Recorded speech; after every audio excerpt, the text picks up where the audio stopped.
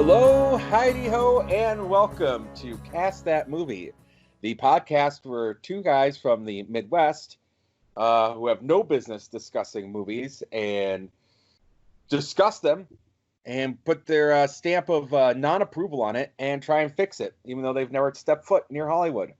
Normally, it would be Joad and myself, Tom. This week, you got myself, Tom Van Horten, and special guest with me today is the one, the only, Joe Froemming from the joedown.blog and podcast above a convenience store, talking Twin Peaks. Joe, how are you doing, buddy? Whoa, wait, we're not talking about the season finale of season 2 of Twin Peaks? What's going on here? No, you got Tom today, not Paul. Some bitch. Bitch. You would suck it in. I'm excited to do this. I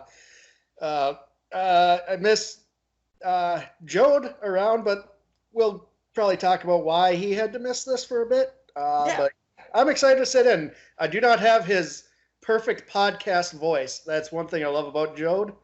That voice of his. Dude, there's a reason why I don't do the show with him when I don't wear pants when we do the show together. He's got a perfect podcast voice. It's perfect. Yeah, I love. And he also grounds you.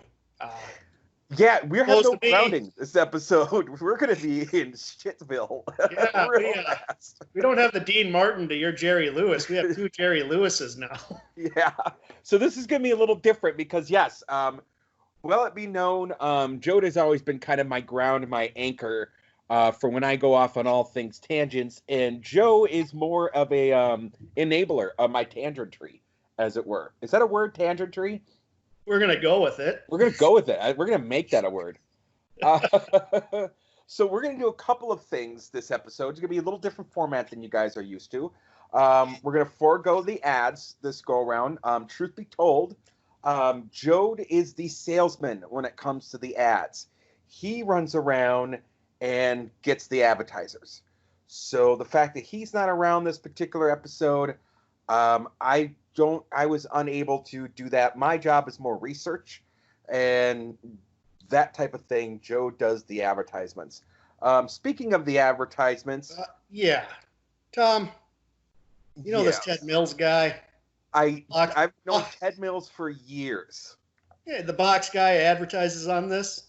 Talks real slow. Kind of like the human form of white noise. This cadence makes a Nirvana album feel like a Paul McCartney Christmas song. Go on, sir. Tom. All right, I have issues with this guy and how he operates his box business. Yeah, like last week we had this thing. You guys had this ad. He's going out of business, and you know what? Good. Oh, whoa. Wait. What do you mean good? This son of a bitch had it coming after what I experienced, man. You see, I ordered a box from Ted Mills. Uh-huh. Yeah.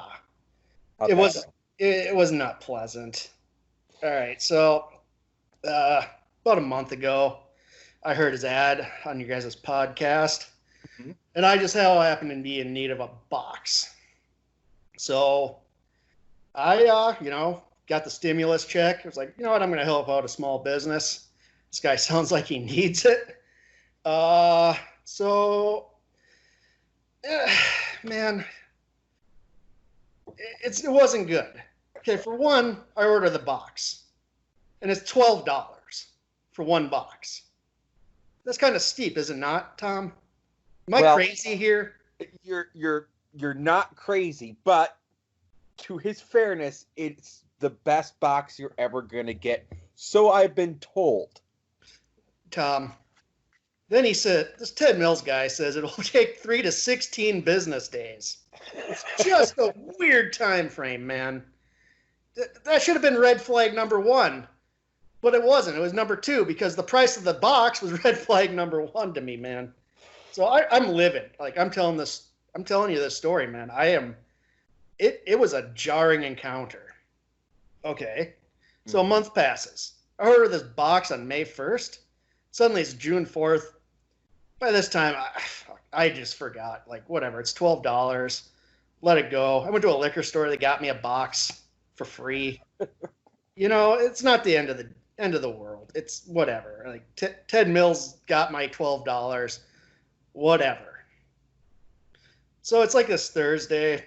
It's like 4 p.m. This beat up Pontiac Le Mans parks on my street. The thing is brown. There's this green door. Oh God, it was jarring. My neighbors were all sorts of suspicious. This guy gets out and he comes up to my door. Doesn't knock. He's just standing there. just standing there. If it wasn't for the fact that his car didn't have a muffler, I would not have known he was there. But unfortunately, I heard this fucking thing blowing up onto my street. Oh, God. So this guy's on my porch. He's on my porch. He's like in his 40s. He has this gross acne. I thought it was a birthmark at first, but then like when I squinted real hard, it was like a canyon of little zits. It was really just, oh. He's wearing all denim like Chuck Norris in Invasion USA, man. Yeah, except under his jean jacket, he's got this Thin Lizzy shirt. So I'm like, at least he might have some good taste in music. But again, I have no idea who this is. This is just some weirdo at my front door. I say, hi, what can I do for you? And in this like really slow cadence that jarred my memory, he says, I'm Ted Mills. You ordered a box. Tom. Yeah, Joe. This is like something out of Fire Walk with me. Like I feel like over here. And here's the thing: Mills is out of the Twin Cities area, and I'm in Fargo. So I'm thinking, did this guy drive 4 hours to deliver me this box I ordered like last month? I am so goddamn confused. I tell him, yeah, I ordered a box, and he just stares at me and lights up a Lucky Strike. And he smokes it in complete silence, crushes it out, and he lights it up another one right away. He stared at me and smoked 3 Lucky Strikes without saying a goddamn word. Oh, fuck me. Oh, like, this is like, I'm thinking like Ted Bundy, like, man, I'm going to die. This guy read Catcher in the Rye, and John Lennon's already dead. No, fucking Ted. Yeah. Oh, fuck. So what happened, Joe? Well, he's also got this 3-liter of Faygo grape soda. Yeah. Faygo has the 3-liter. The guy drinks so much of it, Tom, he drinks so much of this. His lips are purple. He's got purple lips from drinking Faygo soda. Oh, Christ. Yeah, so it's just, I break the silence and I'm just like, Ted, can I have my box? He takes this huge drag from his smoke, looks upwards to the heavens, and says, that's the problem. What? Yeah. I'm just so confused. So I'm like, what problem, Ted? And he just kind of stares at me, and he's squinting. I don't know why he's always squinting. It wasn't very bright out. Maybe he needs glasses. I don't know. So he says, see, I don't have your box. I ran out of boxes. And he just stands there and smokes on my porch. So this, again, we reviewed Fire Walk with me. I feel like I'm running into a Chalfont here. Oh, fuck. Yeah. Yeah, Tom, this guy drove 4 hours to tell me he didn't have any boxes. Jesus Christ. Does he not have a phone? I don't know. I did it all online, man. I did it all online. He had a GeoCities website. Oh, Christ, Ted. No, I just want this to end. This guy's just freaking me out. I'm scared, man. Like, I'm just like, I just want to get away from this guy. Like, he's like a human red flag. Mm-hmm. And then he just kind of like stares at me. He's like, I can't give you a refund. I'm sorry. Okay, it's $12, man. Am I pissed? Yes. Am I pissed at you guys for having this advertiser on your show who says he sells boxes and then it turns out he doesn't? And then he gives you a home greeting about why he doesn't have the boxes. No, he doesn't even tell me why he doesn't have the boxes. That's the messed up thing. He just ran out of them. So, yeah. So then Ted, he's just standing there. I'm like, okay, well, like whatever. It's just you don't have the box. Keep the $12. You could have just emailed me from your GeoCities site or whatever. I did not need this man on my property. Well, then he stares at me a bit, and he tells me he ran out of gas driving up to Fargo. Oh, Christ, Ted. Yeah, I say that's unfortunate and try to close my door. You know, like it's one of the, like I'm doing the Larry David, like I'm trying to wrap this conversation up. Yeah. I've had you do that to me. Yeah, like but then he's like, he looks at me, he's like, I mean, I drove all the way here to tell you about that box I couldn't get you. Could I get some gas money? Oh, Christ, he didn't. Yeah, so I'm feeling like I'm in a Monty Python skit directed by David Lynch. Like, I'm trapped with this guy. Like, he's not going anywhere. He's just standing there with his 3-liter of grape Faygo soda and his Lucky Strikes. And my neighbors are staring. So I told him he already has my $12. Like, I don't think I should have to give him any more. But he says, then he goes like, well, that was then, and this is now. And regarding more money for something I didn't get. I asked him, what does he mean by that? He's like, I don't know. Which is like, it's a perfect response because it makes me on the defensive, but I don't like it. God damn it, Ted. No, he didn't fucking do this, Joe. So I just wanted to say, I open up my wallet, I pull out a 10, and I give it to him. And he's like, yeah, this won't be enough to get me back home. And, oh, my fucking God. Yeah. And this is what I say to him. Well, Ted, life is unfair. I spent $22 on a box I never got.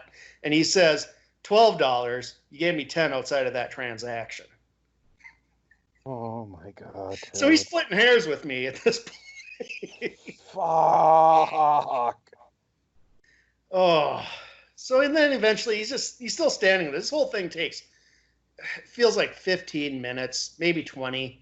He's just smoking nonstop. He's just being awkward. You've heard his voice, right? Obviously, you guys run the ads, but you feel like if you don't help him, he's going to Cobain himself. Mm-hmm. Like he's just, he's this sad sack. But I'm not giving him any more. So I was going to say, you're not going to give him any more money. You didn't give him any more money, did you? No. So he looks at me all strange. He looks at the tenner I handed him, takes a huge swig out of his soda, which once I saw how he drinks the soda, no wonder his fucking lips are purple. Oh, I'm just mad here, man. I'm mad. So then his caveat is he walks away because he's like, I don't know how he's going to get home. Not my problem. I've had it up to here. And then he tells me, okay, remember, if you're ever in need of a box, Ted Mills is your guy. And he walks back to his car, starts it. It sounds like a shotgun blast, remember, because he has no muffler on it. Yeah. And that was that. That was it. He drove all the way here, creeped me out, tell me he didn't have a box that I ordered, keeps my money, and then asks me for more money. Man, look, I don't know how you guys do business here on Cast That Movie, Tom. You guys really need to vet some of these ads. This is not normal. Oh, Christ, Joe. Okay, well, as I stated earlier, I don't do the advertisements. Joad does. Now, this upsets me to my core that you had this experience. Thank God Ted's store went out of business.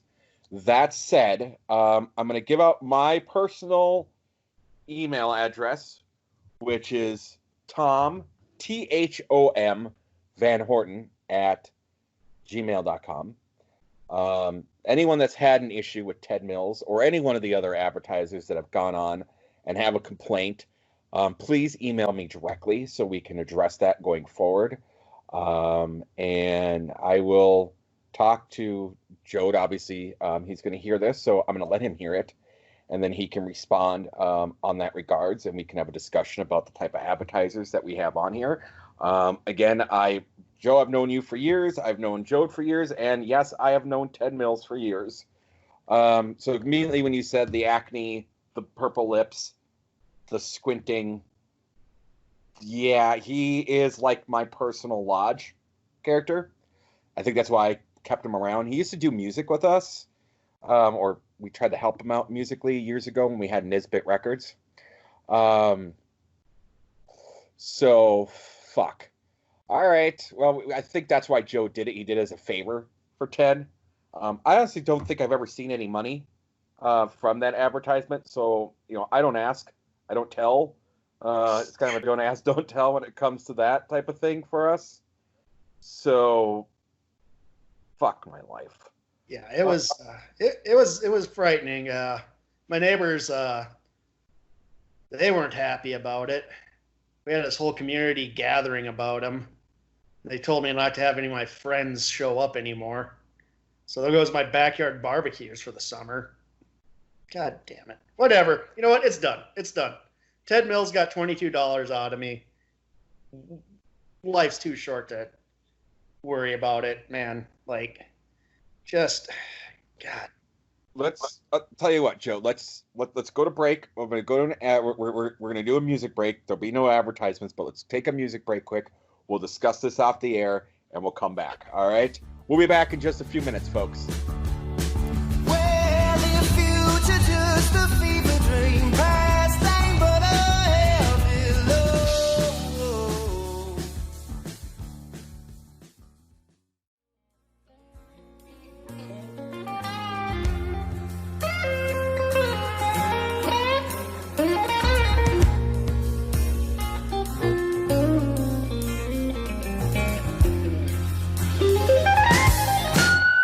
Okay, well, I'm glad that, again, Joe, thank you for taking those few little bit of time there. In the interest of recording, it's only going to be a few seconds for you guys, but I'm glad we came to an arrangement, and you're going to get your barbecue parties back. That I'd pull that favor for anybody. So let's get in. We're going to, again, different format. Let's get into the retrospective portion of this, which is why I wanted to kind of bring you on. We'll talk about some of the other movies that we casted, and kind of get your impressions of what you thought. How's that sound, Joe? Sounds good to me. Okay, and then we actually have some. We're gonna do a cast that movie with you and I. We do have a movie picked out that we're gonna recast, and we have a dream project. Do we not? Yep, it's gonna be many.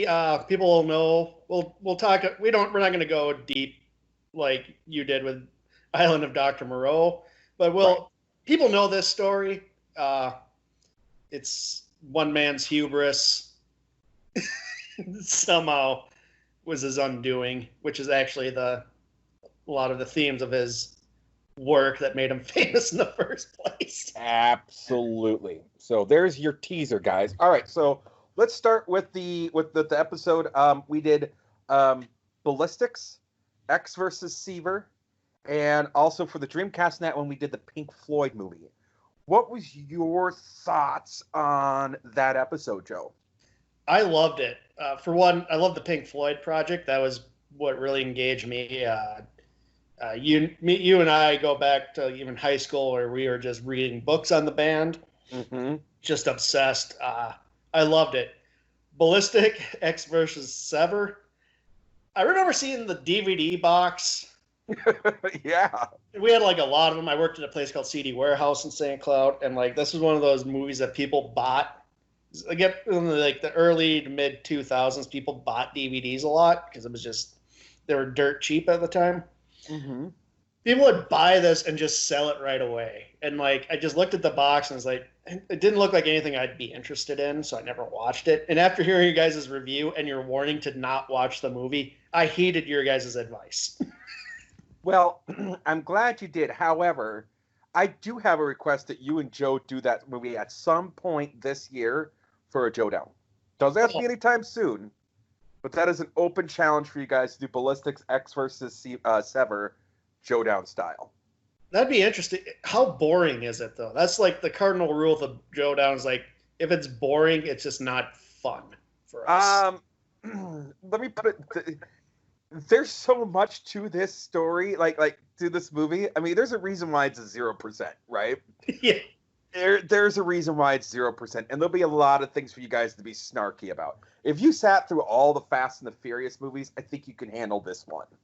And I'm trying to remember. You brought it up. This was started off. It was like Leon the Professional versus somebody else, right? Yes, it was supposed to be Chow Yun Fat. It was supposed to be the killer versus the professional. That seems so weird to me because the Professional, well, it's kind of technically an action movie. It seems like more of like a character piece from what I remember of it. So it seems weird to throw him into like a high octane action.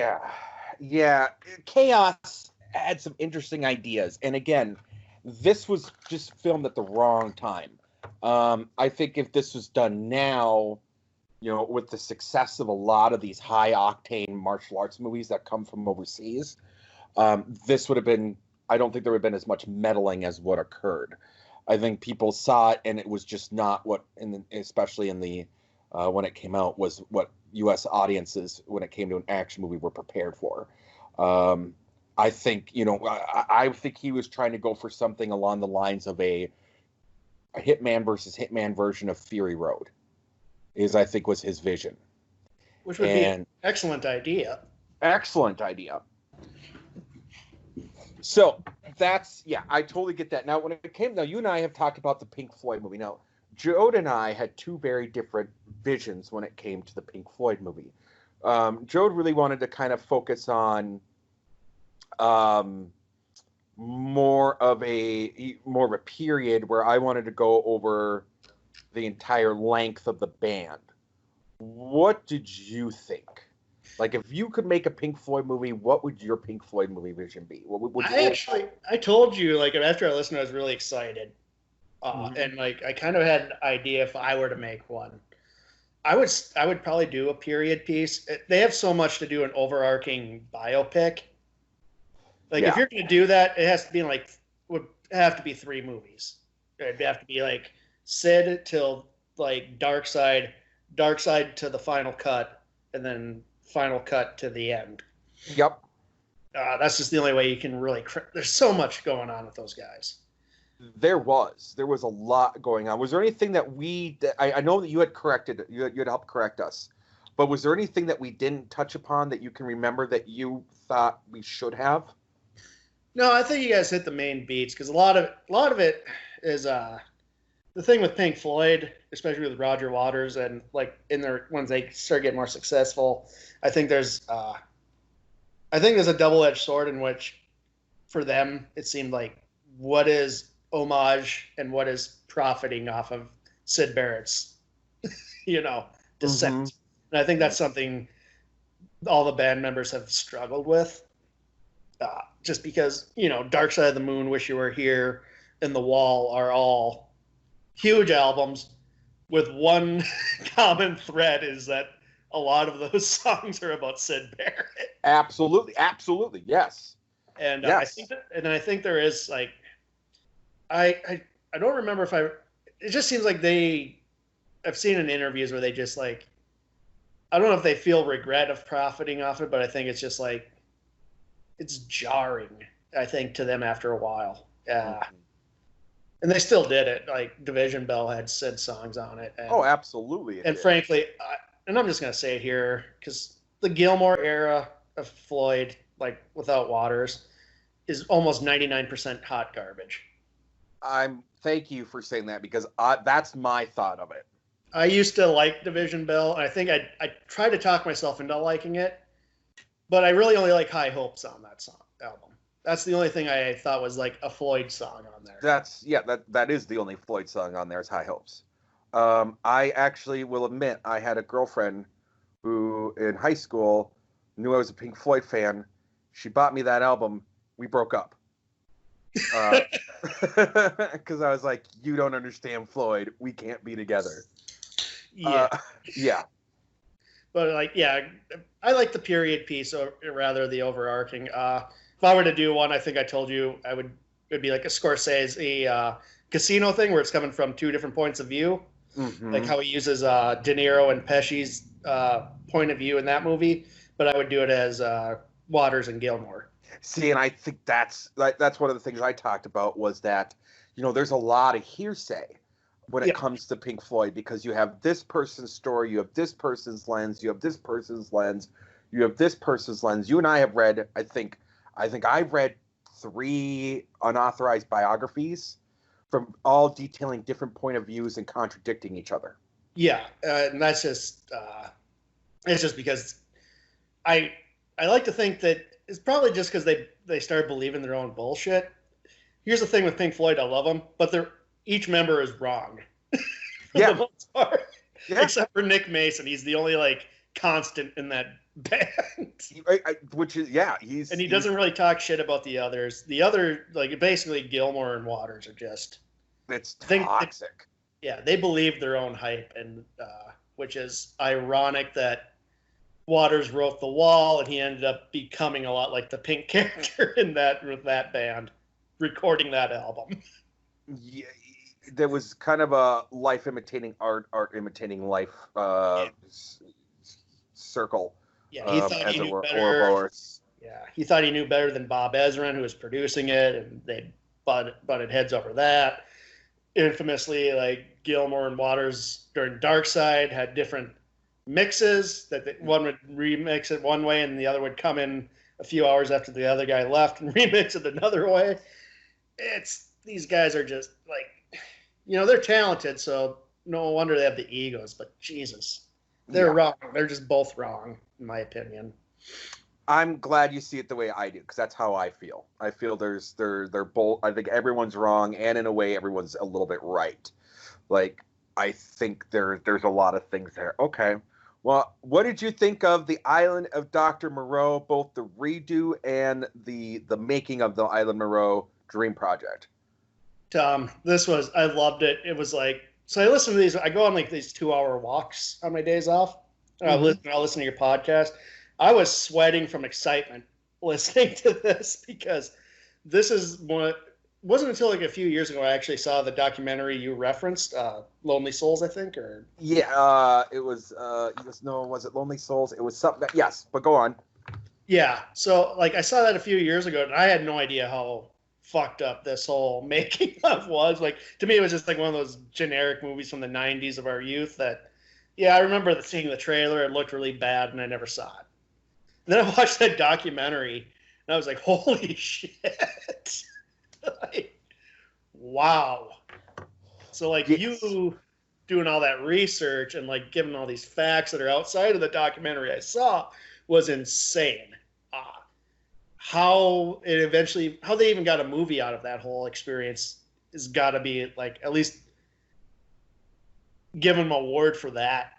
Well, yeah, and it was Lost Soul, The Doomed Journey of Richard Stanley's Island of Dr. Moreau is the name of the documentary.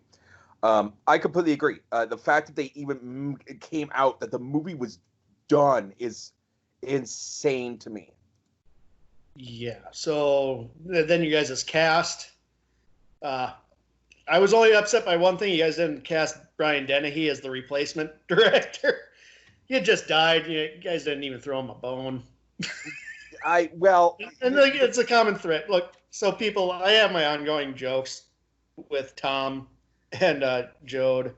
Mostly with Tom because he used to do a show called Weird News with this damn guy. Yes. And here is a correction I have. You said in the podcast, because I jokingly referred to Speed 2 Cruise Control, Joad had a perfect response in that, that'd be easy to recast. You just get the other guy back. You said you hadn't seen it. That was wrong. You admitted seeing it on Weird News, and then after that, I would bombard you with questions from IMDb I found of Speed 2 Cruise Control. Yes, I would do. So I did a live news show, a live news show, both on Facebook and on YouTube, and I would do it live in the mornings. And Joe was one of my always watched it, and every time he came at me about questions about Speed 2 Cruise Control. And lately he's been on a big Brian Dennehy kick, so I promised him that at some point with one of our recasts, I will get Brian Dennehy in on a roll. He's not a bad actor. It's just funny. Brian Dennehy, he's a character actor. It's like that Patton Oswalt bit. Yes. It's like, we're fat. We're character actors. We can be fat. We can be fat. That mentality is great. Yes. Yes. But yeah, so Island of Moreau. Yeah, I was sweating with excitement. That was great. Like, just the factoids, like, I forgot you guys were even going to be casting after you laid all that information out. Oh, yeah. And then went into the dream project of who's playing what. Oh, yeah, that was just great. I loved it. I loved both of your guys' ideas of the making of movie. Yeah, I thought there was. I like I said, I would see both. I would saw both versions of what we had came up with. All right, well, let's move on to. I know you were excited about this one off air. The Adventures of Rocky and Bullwinkle. I was excited because I remembered in the early '90s being just baffled at a video store because there was a straight to video movie of Boris and Natasha. Mm-hmm. And for some reason that just stuck in my mind. Like, God, it's because I was just like, there's no Rocky or Bullwinkle in it. Like, why would they make a movie of these two characters? Like, even at that young age, I was all skeptical about stupid movie premises. Mm-hmm. And so when you guys did this, you're like, yeah, I'm not going to do the heavy lifting after Moreau. And then I was just like, yeah, do you ever remember that Boris and Natasha movie? And you're like, oh, fuck. Yep. I was like, It's kind of tie into like how this movie was made in a bit. It's basically the daughter of the creator wanted to cash in after Dad died. Plus, I think there's with like agreements like this, they have to make something at a certain point, or they lose certain rights. I'd imagine. Correct. Yes, it's a film thing called which is basically called canning, which is when you buy the rights to something, you have so the contracts, how they typically work are you have either a certain number of movies you have to make, or you have a length of time in between the movies. So most places now go with the length of time because so for example, that's why we got that horrible Hellraiser, the most recent Hellraiser movie that came out. What happens is that a lot of times at these movies, they, as long as they're made, their contracts are done. They don't have to go out and be filmed. I mean, they don't even have to make it to film.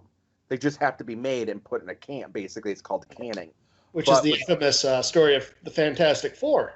Exactly. The Roger Corman Fantastic Four movie. Absolutely. Which is another great documentary if people haven't seen it. And so that's essentially what Boris and Natasha was, but they figured they could Showtime can make a couple bucks off of it and get some subscribers off of it, so they threw it up on their channel service. Yeah. Now, I was surprised to see that Rocky and Bullwinkle, Joad has said he had to watch it in film class. Now, you and I took film studies. I don't know. Did you take film studies? In high school and in college. I snuck into it. I was such a bad student that they had to throw me in an easy class just to get a passing grade for film studies. But in college, yeah, we watched good movies in my film studies class, so I never watched Rocky and Bullwinkle. We watched like Network and Coming to America and all these things that are kind of like parts of film history. Mm-hmm. Unless I skipped the time where we covered the complete bullshit of Hollywood. I never saw it in film studies. But that was my thought. I'm like, why did you see Rocky and Bullwinkle? I don't understand the merits of seeing Rocky and Bullwinkle for film study. Yeah, unless, yeah. I mean, I'm not going to say he didn't. I just think it's really weird. No, I think he did. I think he absolutely did. I just was shocked by the, like, why? Was it, maybe his professor was really hungover that day? Well, I've had. We're going to watch Rocky and Bullwinkle. Yeah, I mean, I've seen that where they, where I've had both in high school and college had teachers that were hungover and made us watch bullshit. So definitely could have been. On that same episode, we did the birth of SNL. What was your take on that? I thought it was good. That's such a weird story of how SNL came to be and the egos involved. Mm-hmm. I think it was good. I would not put Lorne Michaels anywhere near that movie. That was my thought. Because he's going to whitewash it. Like, I love Joad's, like, casting. I would not want Lorne Michaels anywhere near it because he's going to whitewash it. He's a control freak about the image of SNL. So you'll never see like anything with his name, like a true story of behind the scenes. Yeah, that was my takeaway from it. Again, and I had I get kind of the advantage, I feel like, when we cast these things because I do the research.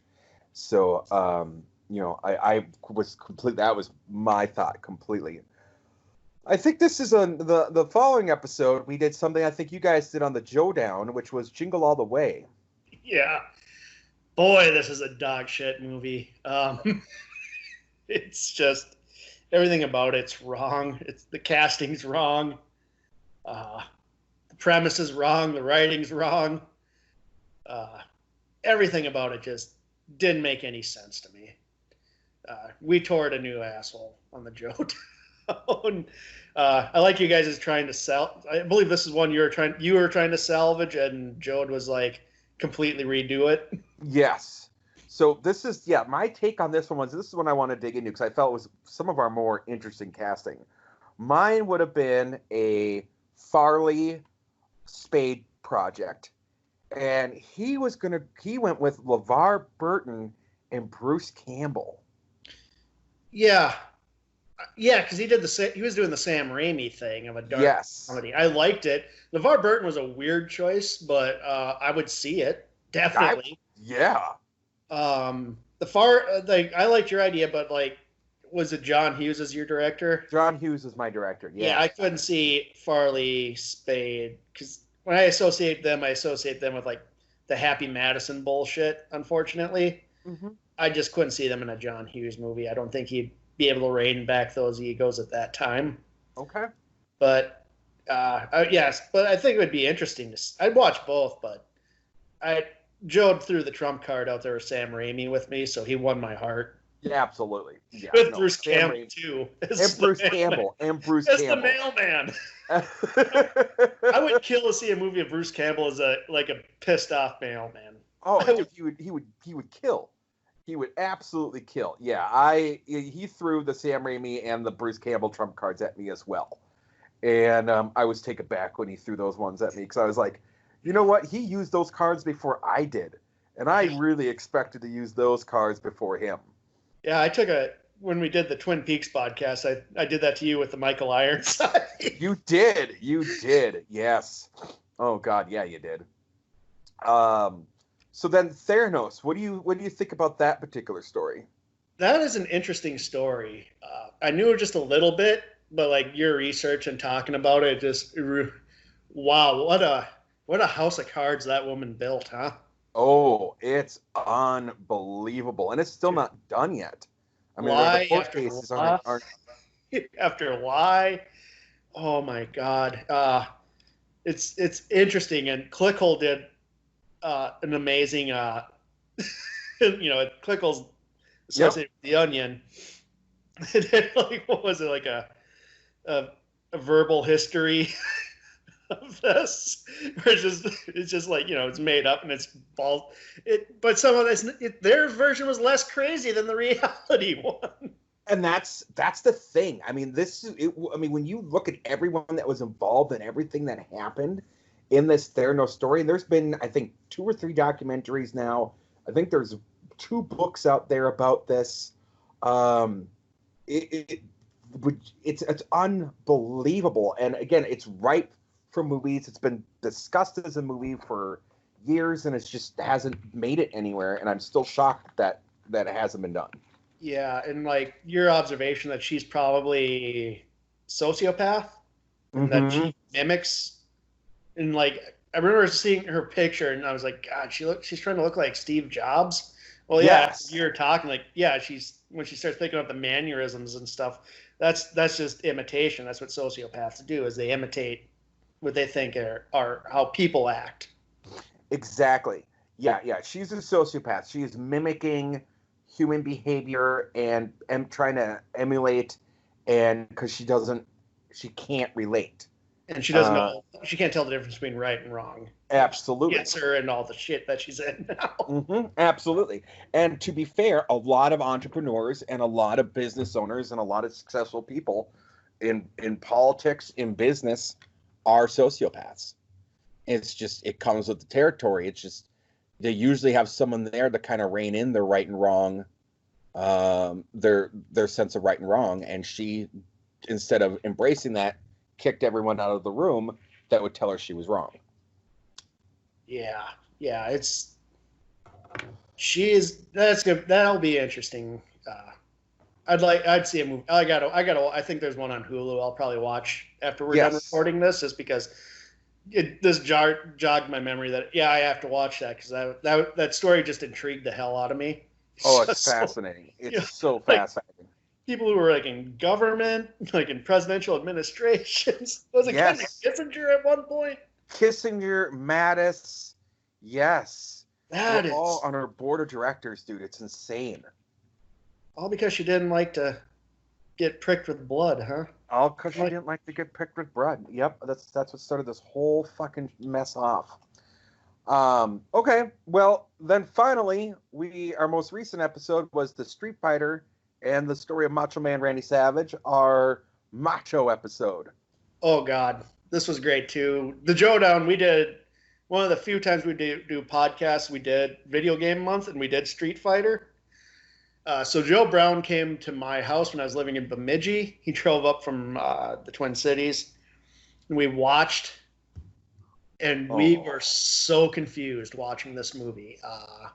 And when you find out, like, the backstory of why, it makes total sense. Oh God, this was. I feel so bad for Raul Julia. Just like, I know, this great actor, and like made part of my childhood, maybe yours, with Addams Family, because that was a movie that I remember just loving as a kid. Absolutely. And wow, they did him wrong. Everybody was wrong in this one. Yeah. D'Souza had no control. Capcom wanted their own thing. Fucking Van Damme still has blow amnesia about this movie. He doesn't remember fucking doing it. Oh yeah. And I did research. There's more to the story after you guys stopped, because there's more to the movie after the movie comes out. And I just listened to this on a podcast called "How Did This Get Played?" Yeah. It's on video games. And they did the Street Fighter, the movie, the game. Yes, and I've played that. Yes.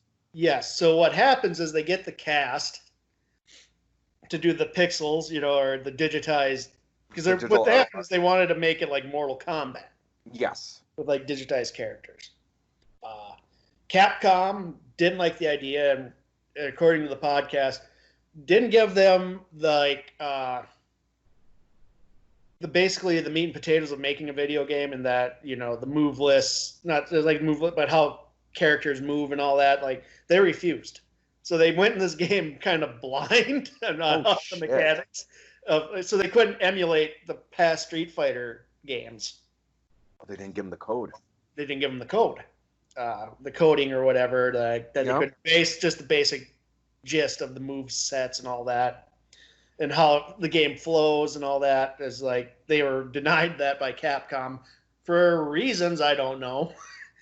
And Van Damme comes in. It's supposed to be like an 8-hour day of doing the camera work so they can get the moves for the game. He leaves after like a half hour, I think. Oh Christ! So there's parts if you play the game, there's parts where it's Van Damme, and there's parts where it's a stunt double. Oh God! Basically, going back to what the problem was with the making of the movie. Oh, so it Jesus continued Christ. into the game, and then the game just the game was a pile of shit. yeah. The They game didn't have was awful. they didn't have the proper coding from Capcom to make it flow well. They had problems with the cast again, but considering how bad the graphics aren't that great back then, that it's like I don't know why they needed the cast. Oh Christ! People who generally looked like them, but yeah, so that spilled over to the making of the game.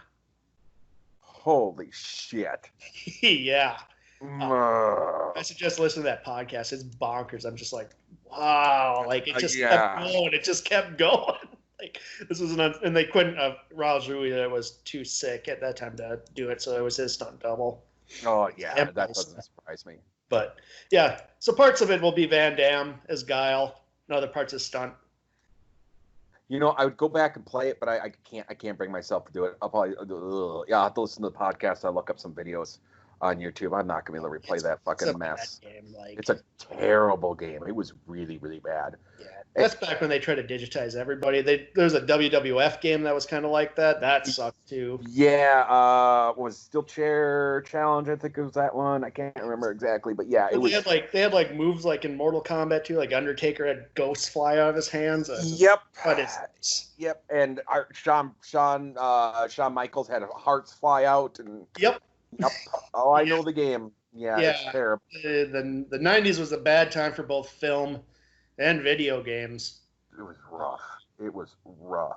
Yeah. I don't know why Capcom and the studio wanted to make a Mortal Kombat looking game out of their intellectual property.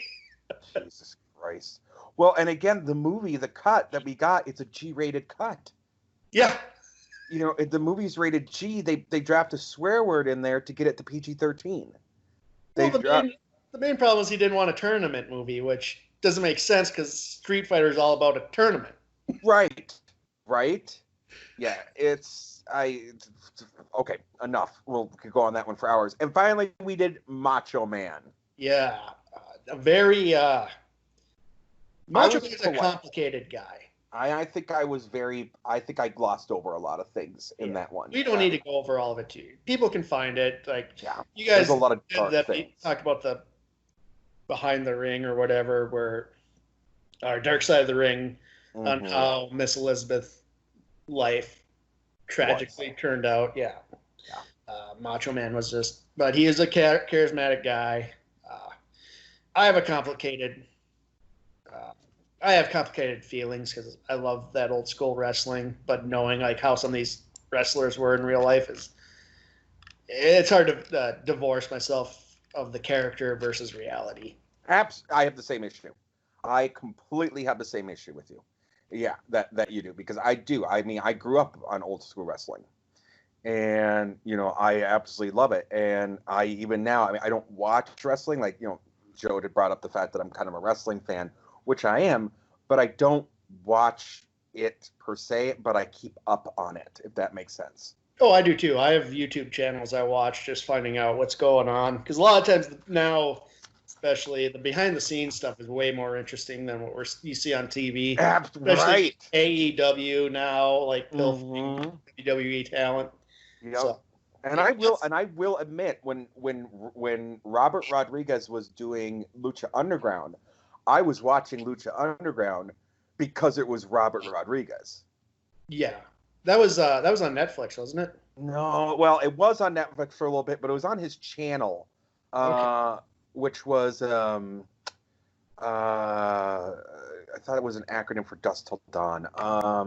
Something. But, yeah. Jan, what was it called? Give me just a second, because I want to be able to. El Rey. It was the El Rey Network. Yep. Based off the character from No, hold on. no, No. From the Grindhouse movie he did, Planet Terror. The main character is as El Rey. Yeah, but they also mentioned El Rey was the town they're trying to get to. Dusk Till Dawn. Yes. Yeah. Yep. Both also have the great Michael Parks. I just want to say that. But yes, that's a whole another tangent. But yeah, Macho Man there's not going to be a happy story about most pro wrestlers. So I'd imagine for you both, that was both an interesting but not exactly a fun cast. Yeah, it's dark, right? Although I did like, what was it with Mean Gene? Just throw the bald cap on Mark Ruffalo, throw a mustache. I wanted a bald cap on Mark Ruffalo. It's my movie, goddammit. Give me what I want. You want Where's Mean Gene's biopic? Yeah, right? I have a feeling that'd be a crazy biopic, too. I don't know enough about his backstory. It could be, for all I know. Just have a feeling on it. Yeah, he's got some darkness there. Well, that was fun going down the nostalgia alley there and getting your impressions on it. And again, I like to do that about every 5 or 6 episodes, so we'll have you back again, and we'll do that. But we decided we're still going to go ahead and do some cast that movie, and a dream project. Joe, what the fuck are we doing? All right. So I got this idea after, you guys turned down my Speed 2 Cruise Control, which you most definitely watched. And you guys were right. Doing a sequel, you just get the cast. And then I was like, well, wait a second. What if you do a prequel? And you don't touch, And I was thinking, what's a bad prequel? And it just took me hours to think, what is a bad prequel in cinematic history? And after I couldn't find any, I decided, well, I might as well just go with the Phantom Menace. Yes, because Phantom Menace never came in your mind as a bad prequel. Yeah, no. So I figured that's kind of a nice workaround in that you don't have to recast most of the main cast because they're all new, except for Anthony Daniels. Yep. But he's just in a robot suit, and so you don't need to recast that. So what we did is decide, well, we'll do the Phantom Menace, but we'll do the characters that the new actors coming in, because everybody knows the story. George Lucas is like Laura Flynn Boyle. He's his own worst enemy. Yes. And if you watch the Red Letter Media, Mr. Plinkett's reviews, and then you can even watch other, even the behind-the-scenes special features on the Phantom Menace, you can see Lucas's people around him nervous. Very nervous. And they're not saying they're yes men, because apparently George Lucas has an ego. Who would have thought George Lucas had an ego? So go a little bit briefly into this. So when Star Wars, the original one, came out, Lucas had all these crazy notes, and this is, you guys can look into this, and the brilliancy that Lucas had around him at the time was the studio going and people saying, that's a great idea, but what if we did it this way? That's a great idea. What if we did this? What if we did this? And most infamous is his now ex-wife saved the movie in editing. Yes. And Brian De Palma came up with shortening the opening crawl. The original opening crawl was 3-4 minutes long. Yep. And it just goes off on the wills and and midichlorians and shit like that. The stuff that we love about Phantom Menace now, we just didn't. People didn't have time for that in 77. No, unfortunately they didn't. We could have had midichlorians in 77. No, but you're exactly right. So, and one of the most infamous things that in that behind the scenes of the Phantom Menace and the making of is that George Lucas himself says, we have to make Jar Jar work. If Jar Jar works, everything fits into place. And what happened? Jar Jar didn't work. And Jar Jar was going to be the tie. And, this has come out now where the voice actor who did Jar Jar said, hey, Jar Jar was supposed to be the big bad. Was supposed to be this, it was actually this Sith, and was going to come out and do all these things. But because he was so hated in the first movie, they cut him out to minimal in Attack of the Clones, and what was the last one called? I don't even remember. Thank you. Yeah. Thank you. Wouldn't even make sense. This character, the character said some shit at one point. It's just fart jokes. There's no way Jar Jar was ever going to work, because the writer is George Lucas, and so here's a little tangent. Me and Brown did American Graffiti for a joke, and that's when I realized George Lucas does not know how to tell a story. No, he doesn't. He sold American Graffiti, and it got praised for being a slice of life. I do not think that's what he intended that movie to be. No, I don't think it was either. Random shit on a movie screen is entertaining. Yeah, I completely agree with you. He lucked out on people thinking it was this amazing coming of age slice of life movie, when really it's just shit happening on a screen. I feel the exact same way. There's no real thread line in it. It's weird. So we did that review, and so he comes in. He claims he wrote 9 movies. I call BS. He wrote enough for 3 movies with the original Star Wars script. That's why it spills over into Empire and Return of the Jedi. He had a lot. He's a great ideas man. He just does not know how to stick the landing on his own. Mm-hmm. Enter the 90s. He's okay. I'm going to do Star Wars, the prequels. He asks Ron Howard. He asks Steven Spielberg to direct. They're like, no, George, you got to get back in the game. Really bad advice. Really bad advice. He asked Lawrence Kasdan, who wrote Empire Strikes Back and Return of the Jedi and the Indiana Jones movies, to write the script. He's like, no, I think you got this, George. More bad advice. Yeah. And so what we ended up with was the Phantom Menace. And we were in high school. I think this was our junior or senior year when this came out. Yeah. I think it was the tail end of our junior year, and that was the tail end. Yeah, and it landed like a lead balloon. I knew all this. We had friends who did the midnight. I don't know if you went to the midnight showing. Fuck no, I didn't go to the midnight. We had we had friends though who were waited overnight, and then the next day at school were like, oh boy. Just their eyes went dead, and those dead eyes never came back. No. Now, this is also one of the first movies where people camped out, not just for the movie itself, but for the trailer. Yeah. When the trailer was announced, people were camping out to go to the movie that was going to have the trailer. The trailer. Yeah, this will be a big deal. So what fucking happened? Well, basically, when everyone, as you just said, everyone said, Lucas, you got this. So Lucas started with working with Hasbro before even getting out and doing the movie, and had an unprecedented 7% stake in Hasbro, the largest manufacturers of which license his creations. And so he had this lucrative deal made where even if the movie didn't do well, he was going to keep all the merchandising rights.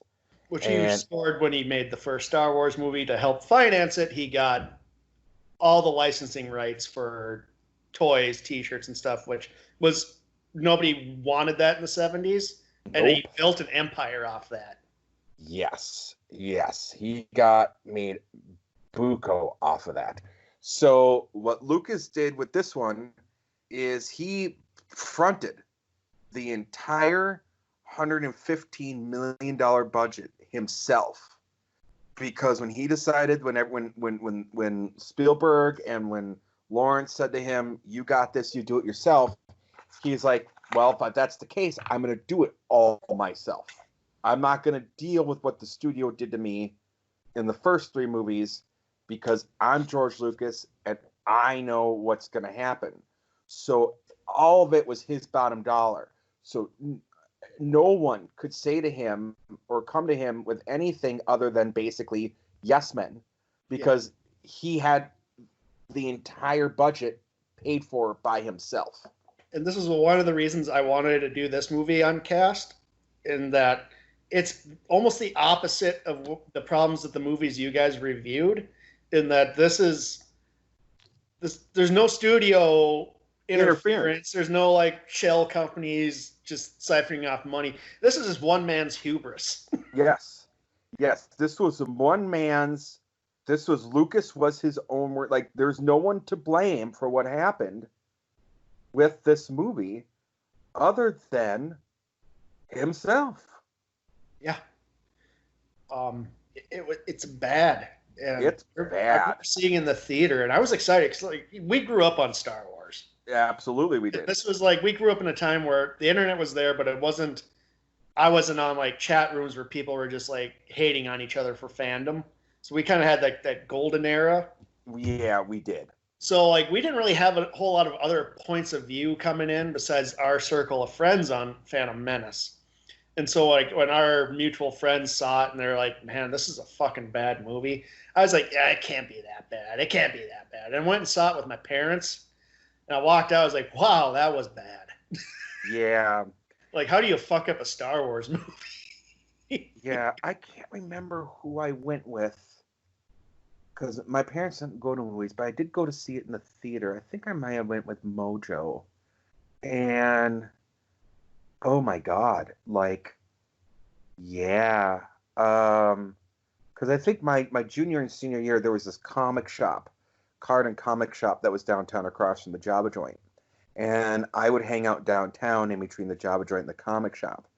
And, like, people were like, "This is really bad." Like, I remember having discussions about it with them, and no, it can't be that bad. And then someone was like, whoa, this is bad.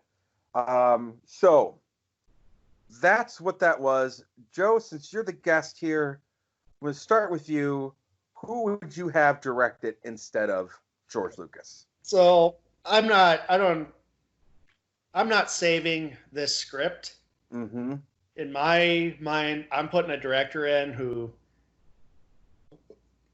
it's not, I don't think he's the greatest choice, but I think he's a solid choice in that he's done sci-fi type movies before.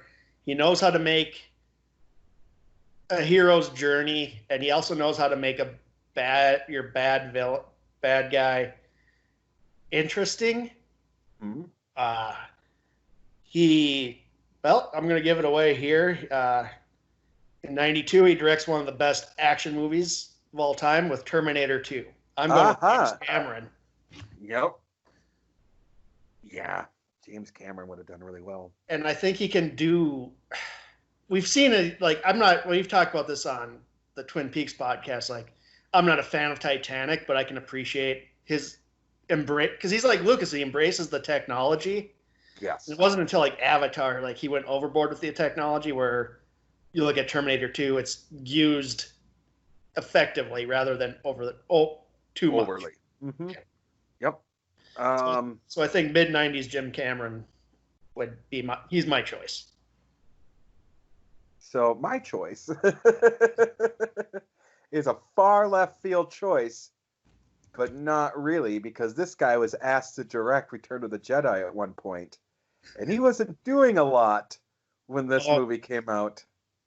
I think I know where this is going. You know where this is going. David Lynch is going to do my Phantom Menace. Oh God, I think I just juked in my pants. Yeah, David Lynch. Guy was a long history of hating interference by studios. Is going to jump on a big butt, the most anticipated movie in 20 years. I love it. Right? All right. Oh. So who is next on your list? All right, so let's. Should we save Anakin last? Yeah, let's save Anakin last. Who do you want to do next? Let's do Qui-Gon Jinn. All right, This one, Qui-Gon. I love my Qui-Gon Jinn. All right, who do you got for your Qui-Gon? Dude, I'm going with Sonny Chiba. Oh, I like your Sonny Chiba. Yeah, he's older, Yep. past in martial arts. I think he plays. My story is, my doesn't take place as Anakin as a child. He's older, and Sonny Chiba is like an elder statesman Jedi. Yes. Yes. So in mine, because I kind of felt like, Qui-Gon, although be it kind of an elder statesman, there's always been that discussion of, was he dark? Was he light? Like, he kind of walked the line, right? Of a Jedi.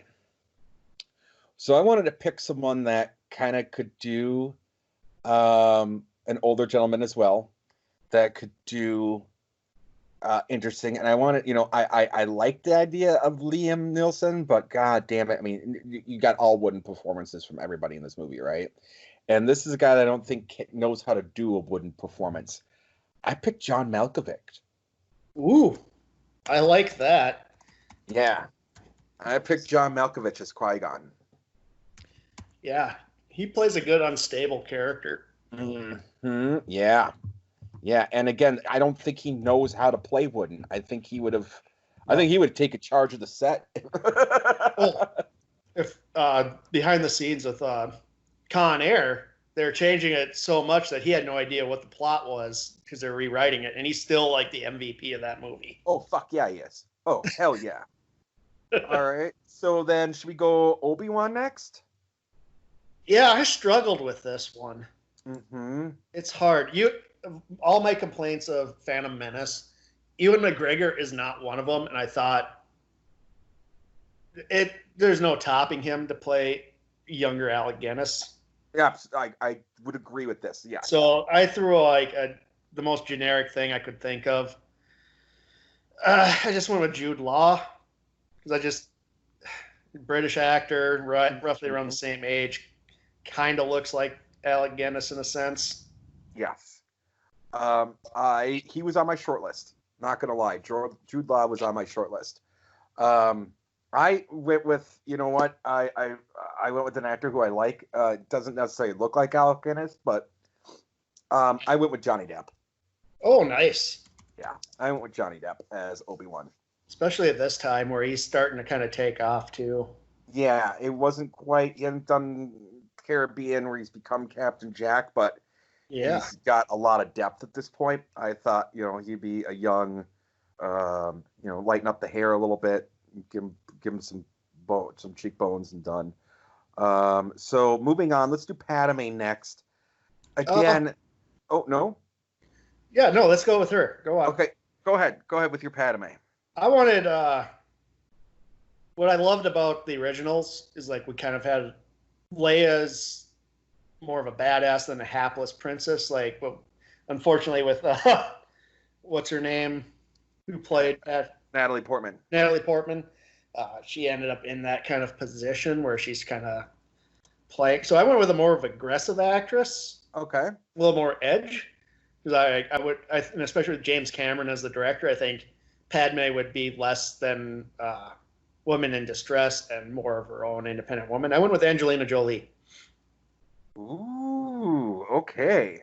So my problem with Padme was Padme supposed to be the love interest of Anakin, who was 8 years old. Who was 8 years old at this time, and so I felt that like the age thing was really weird to me, right? Like he grows up, she looks the same. Yeah. That was like creepy to me in my mind. So she at the time, this actress was sane, and was starting to kind of get some influence in there. And again, I'm not going to really change that much of it, and I want to see what Lynch would do with her because she has gone batshit in her life now. I went with Amanda Bynes.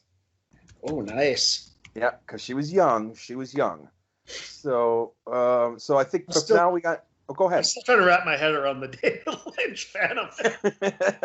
Like I just feel like that just stopped me cold. Like I should have seen it coming, but then You should have seen it coming, but that's all right. So who do you have for Darth Maul?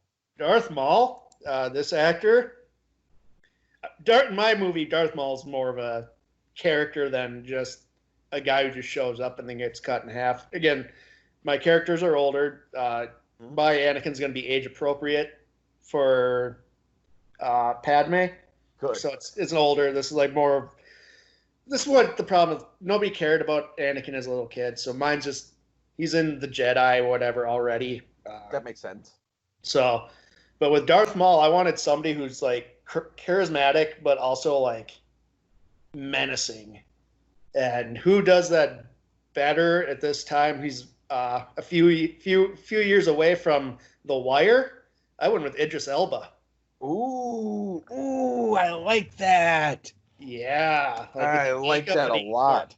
Yeah, he has the makeup, but he still has a top. He's got that British accent.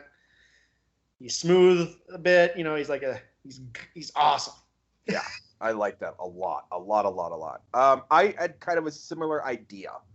I wanted my Darth Maul to be a character. And this guy was just starting to come up as a major villain in another major franchise. And I love this man, rest his soul. And might as well give him another franchise. And I would have kept Darth Maul. I wouldn't have killed him. Alan Rickman. Ooh, yes. Oh, Hans Gruber himself. Hans Gruber himself. Yep, Snape. Oh. He would have been Darth Maul and Snape. So now we're down to the Annie. Who's your Annie, Joe? Annie? You guys cast him before, but since this is kind of like more of an unofficial No, you're cast, fine. who can do at this? He's also a few years around this comes out a year later. His breakout role happens, where he plays menacing but like charismatic at the same time. When this is being made, he's rough. I believe he's still a little younger than Angelina Jolie, but he balances that line with, if there's conflict with him just in facial expressions alone. I went with Patrick Bateman himself, Christian Bale. Ooh, fuck. Well, yeah, all right. Well, I went with, because again, knowing what was going to become and kind of, skipping several years and getting other actors to play what in my mind both would have been different actors and actresses playing Padme and Anakin. I wanted a child actor that was reliable, that was solid, that wasn't Jake Lloyd. And so the only one at the time I could pull on my ass was Haley Joel Osment. Ooh. Mm-hmm. He's not bad. He's not bad, though. All right, so let's debate these picks. I had David Lynch. You had James Cameron. As much as we both love Lynch, I'm going to give you James Cameron. I would, I think both of us would cut off a foot to see the David Lynch Phantom Menace, but it's just never going to happen. Never going to happen. Was never going to happen. David Lynch never would have done it. Oh, certainly what he's doing at the time is, after Lost Highway and going into Mulholland Drive, like, yes, I'm going to do a Star Wars movie. Dude, the reason why I picked David Lynch is because I'm a believer in alternate, that when you say something in terms of imagination, it becomes an alternate reality somewhere in another dimension. So now there is a dimension where there is a David Lynch directed Phantom Menace. We got to find our way to that dimension. We need to see that. Yeah, we do. So, Qui-Gon, I had Malkovich, and remind me who you had? Sonny Chiba. I think both of these are really good. I think they are really good. I do like Sonny Chiba a lot, and that's a trump card to me. But so is Malkovich. Yeah, Malkovich. I think he could. Both of them bring a lot to the table. Mm-hmm. Yeah, we're gonna push on that one. I think.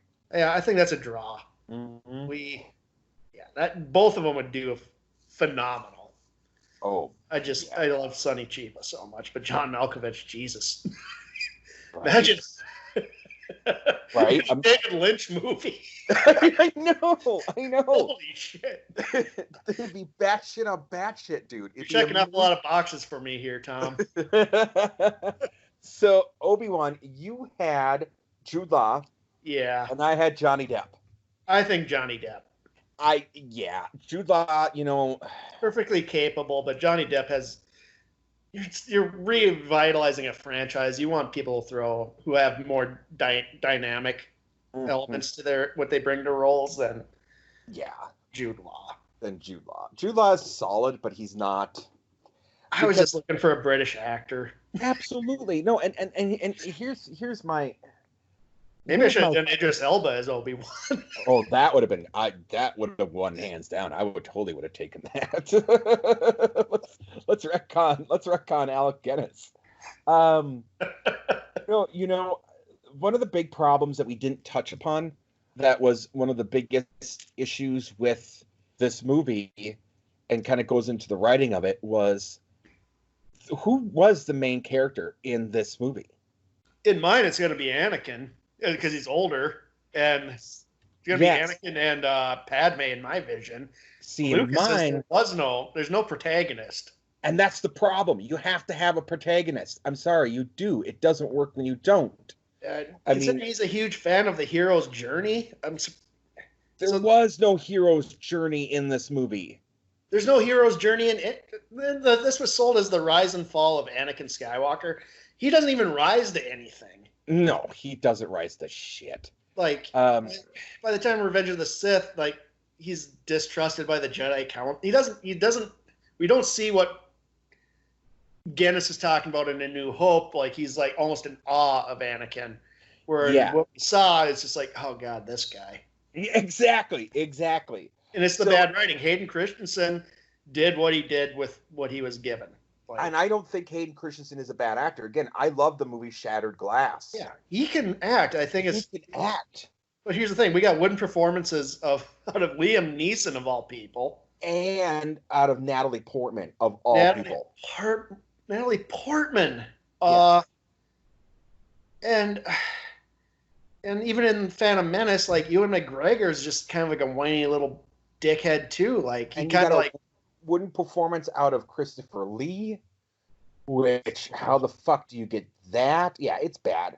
So for mine, it's Obi-Wan. So yeah, I would have made it for, mine's more about, this is Obi-Wan's journey and Obi-Wan's kind of take and his looking at what this is. This is more about Obi-Wan. So that's why I wanted Johnny Depp. That's why I wanted Obi-Wan to be my super strong character.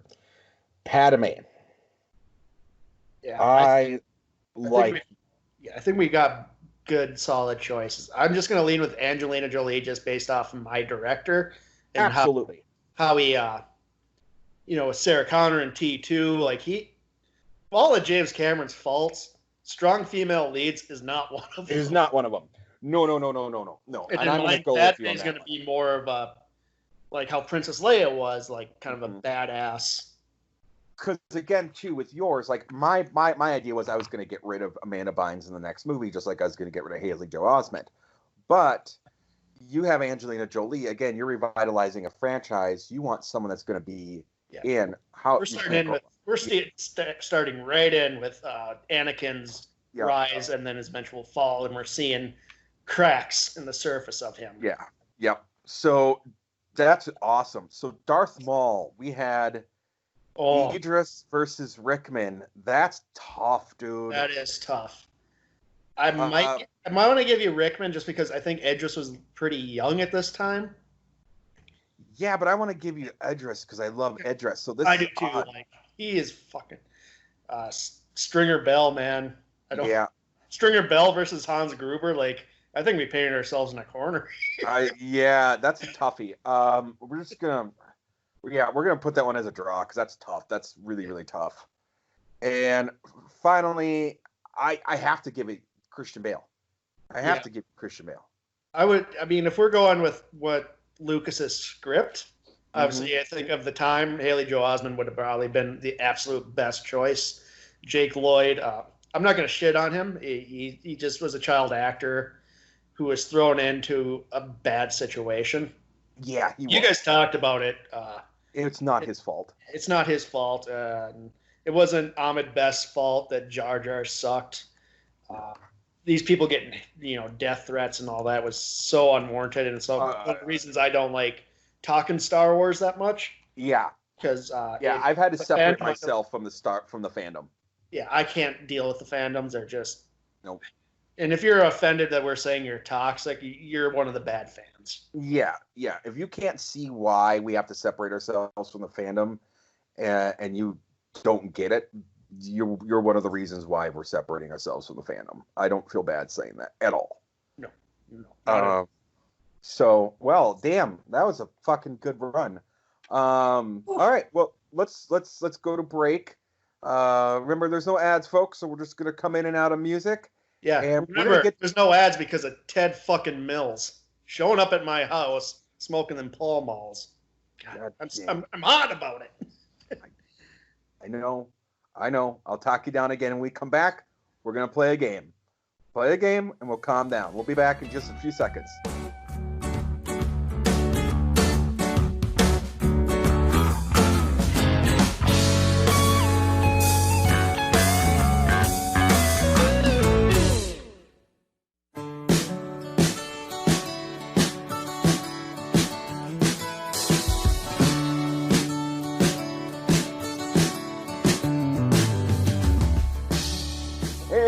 We're back. I talked Joe off the ledge again from Ted.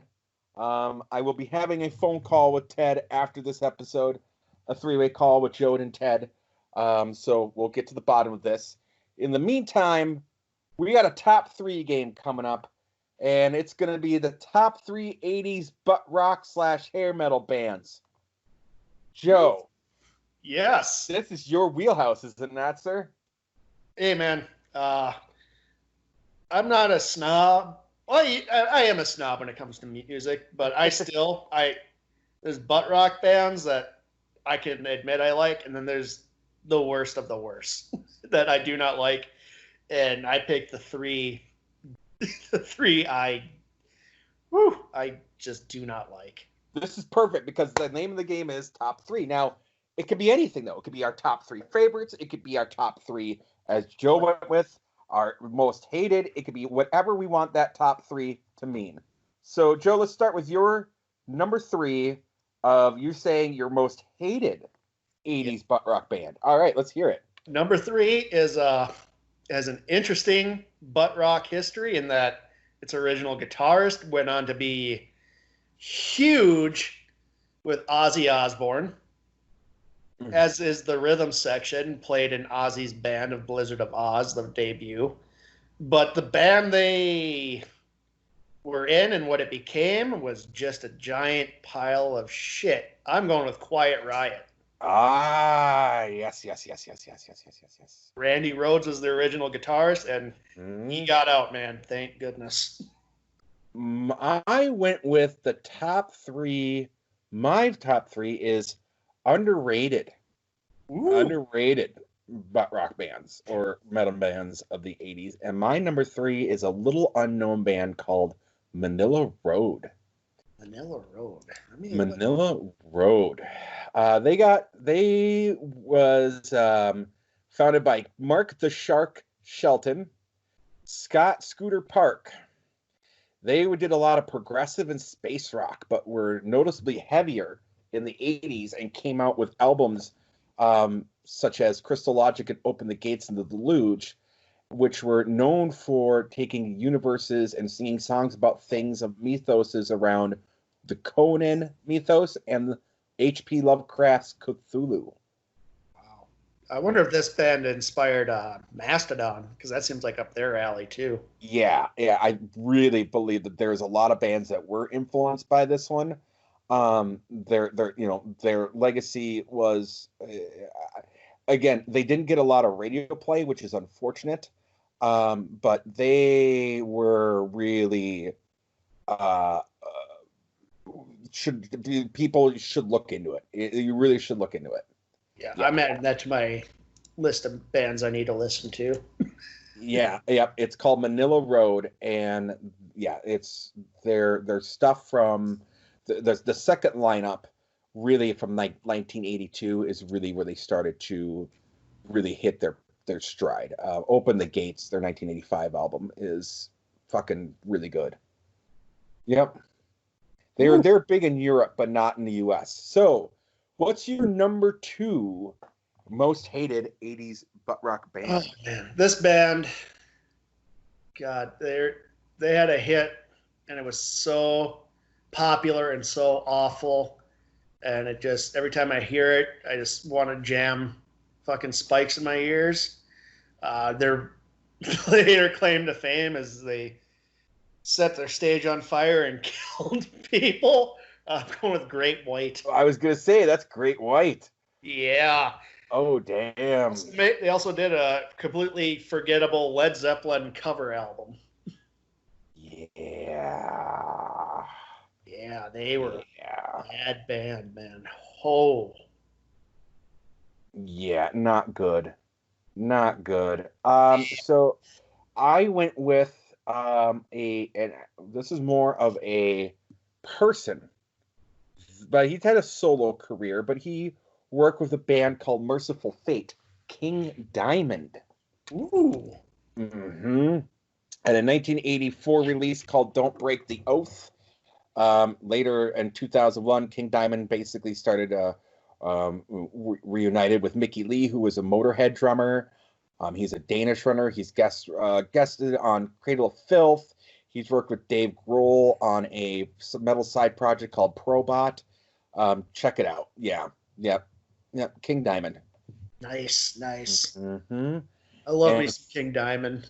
You like King Diamond. You know King Diamond. Yeah. Awesome. Yeah. Not a lot of people do. So I'm really glad that someone does. Highly underrated. Absolutely. Yes. And was backup vocals on the Puppet Master and Give Me Your Soul, Please. So yeah, really good stuff. So finally, who is your number 1 most hated butt rock band? Yeah, I'm not even doing a clever lead in. Poison. Fuck that band. Holy shit. Talk about a group of people that it's like mediocrity made a band in the 80s, and that was Poison. Yeah. All right. So I'm not going to give a lead in for mine either. They had hits, but they were never that big in terms of what I felt they should have been. My number 1 underrated rock band of the 80s was Twisted Sister. Yeah. Well, they actually had a huge hit. So that's what I'm saying. They had some huge hits, but they weren't really up there. You know what I mean? It wasn't like you said, you had Poisons, you had your Cinderellas, you had your Great Whites, and I felt like they were kind of overshadowed by kind of that introduction of like the Bon Jovi hair metal. Let's also bring up that Dee Snider was amazing at the PMRC hearings on censorship. Absolutely. Him and Frank Zappa were like the MVPs of that. Yep. Dee Snider's a really interesting person. I would suggest people look into him. He's just fucking awesome. He is. He's a fucking awesome dude. And yeah, Frank Zappa and who else? John Denver. John motherfucking Denver compared the fucking Senate to Nazis. So yeah, no, Dee Snider was, yeah, I feel like that they deserve, even though they had some huge hits too, really, they should have been bigger than what they were. Yeah. Now I have to say that I'm going to tell you who my number 1 most hated is. If you want to give me your number 1 most underrated, I don't know if you agree with me or not, but I fucking hate Motley Crue. Oh, I don't blame you. It's hard for me to say. There's butt rock, and then there's bands that at least like less butt rocky. My you have Way, you have Poison.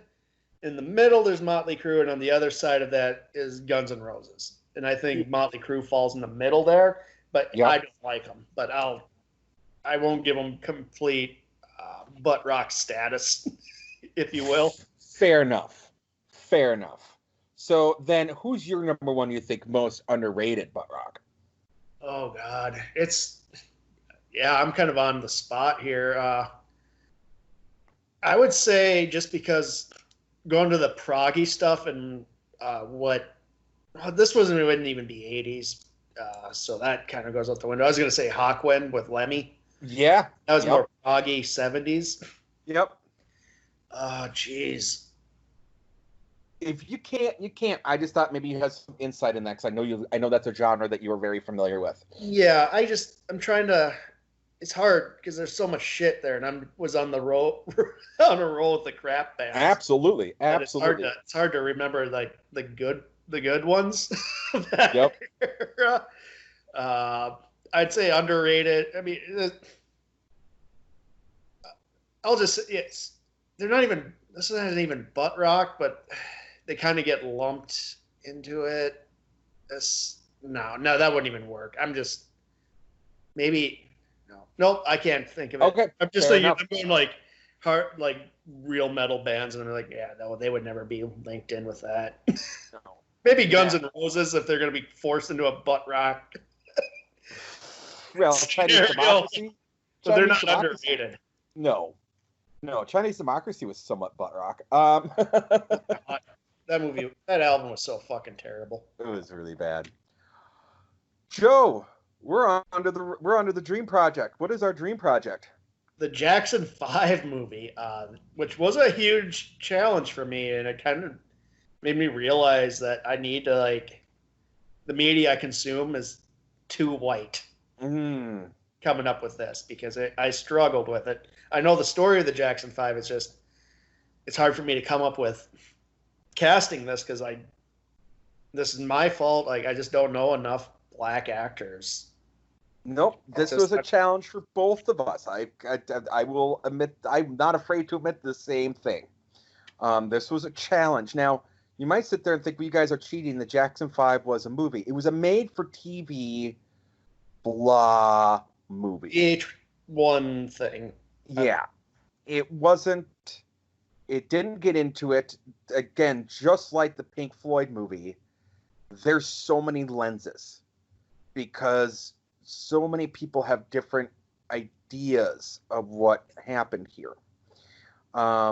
So I'm going to break into it, and you can join me with this one as well. Just mainly talking about the Jackson 5.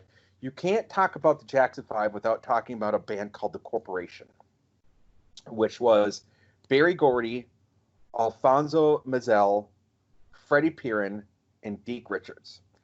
They were responsible for writing, production, and arranging of the Jackson 5's number one hit singles, I Want You Back, ABC, The Love You Save, as well as other Jackson 5 singles such as Mama's Pearl, Maybe Tomorrow.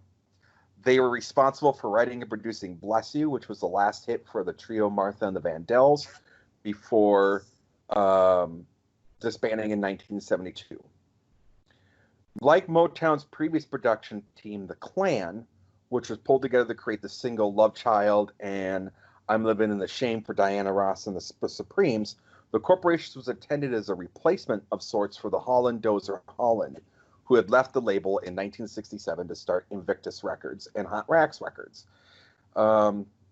Gordy created the corporation because he didn't want any more, quote, backroom stars, which HDH team had become. The group members were never billed individually on the original Jackson 5 releases they worked on. Even the songwriters' credits were listed as The Corporation. The Corporation disbanded in 1972 after Hal Davis assumed creative control of the Jackson 5's output. After disbanding, Motown would credit Gordy, Mazel, Richards, and Perrin individually for compilation releases containing the Corporation-created Jackson 5 material. So that's was something that was going on in Motown at the time. We're talking about HDH, and this was something that Berry Gordy was that a lot of those hits that you heard from, say, Marvin Gaye, from a lot of those one-hit wonder bands from the Motown era, were not written by them. They were just singers. But Berry Gordy had this really amazing, talented session team that he basically, much like if you ever get into, say, the Parliament Funkadelic, and look at what George Clinton did with some of those people and how he barely paid them and screwed all over a lot of people that worked with him musically. Motown was basically doing this. And I'll talk a little bit about this. I was many, a whole nother lifetime ago, Joe, I was dating a woman online when I was doing my pirate radio show. And she worked for a subcontracted record company and had gotten me a $3 million record deal for one of the bands I was in. And didn't even entertain it, completely turned it down. Because the idea behind it was essentially a $3 million loan. It was $1 million per album. They'll front you the money, but then you have to pay it back through touring, through the CD sales, plus interest. Yeah, so that's a bad deal. That's not uncommon. It's not uncommon. It's not uncommon. The only reason why I got this deal was because I was dating this woman. And, so if we had gone out and made, say, our first album, we would have gotten $1 million, fronted to us. And then let's say that we only drew in from touring or anything because we were unknown, whatever. We would draw in, say, 20 grand to be lucky. Well, then we go into the next album. They give us another $1 million. Now we're $1,980,000 in the hole, right? Yep, you're perpetually in debt to the label. Mm-hmm.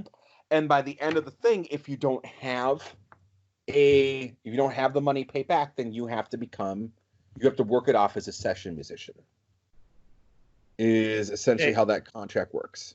It'll take forever. It will take forever. Rest of your life. Yep.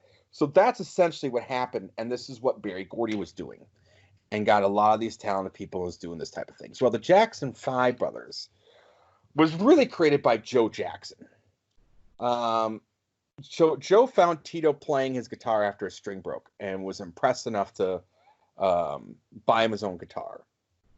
And Tito, Jermaine, and Jackie soon formed their own group, with Michael playing, who was 5 years old at this time, playing congas, and a childhood friend, Reynold Jones and Milford Height, playing keyboard and drums.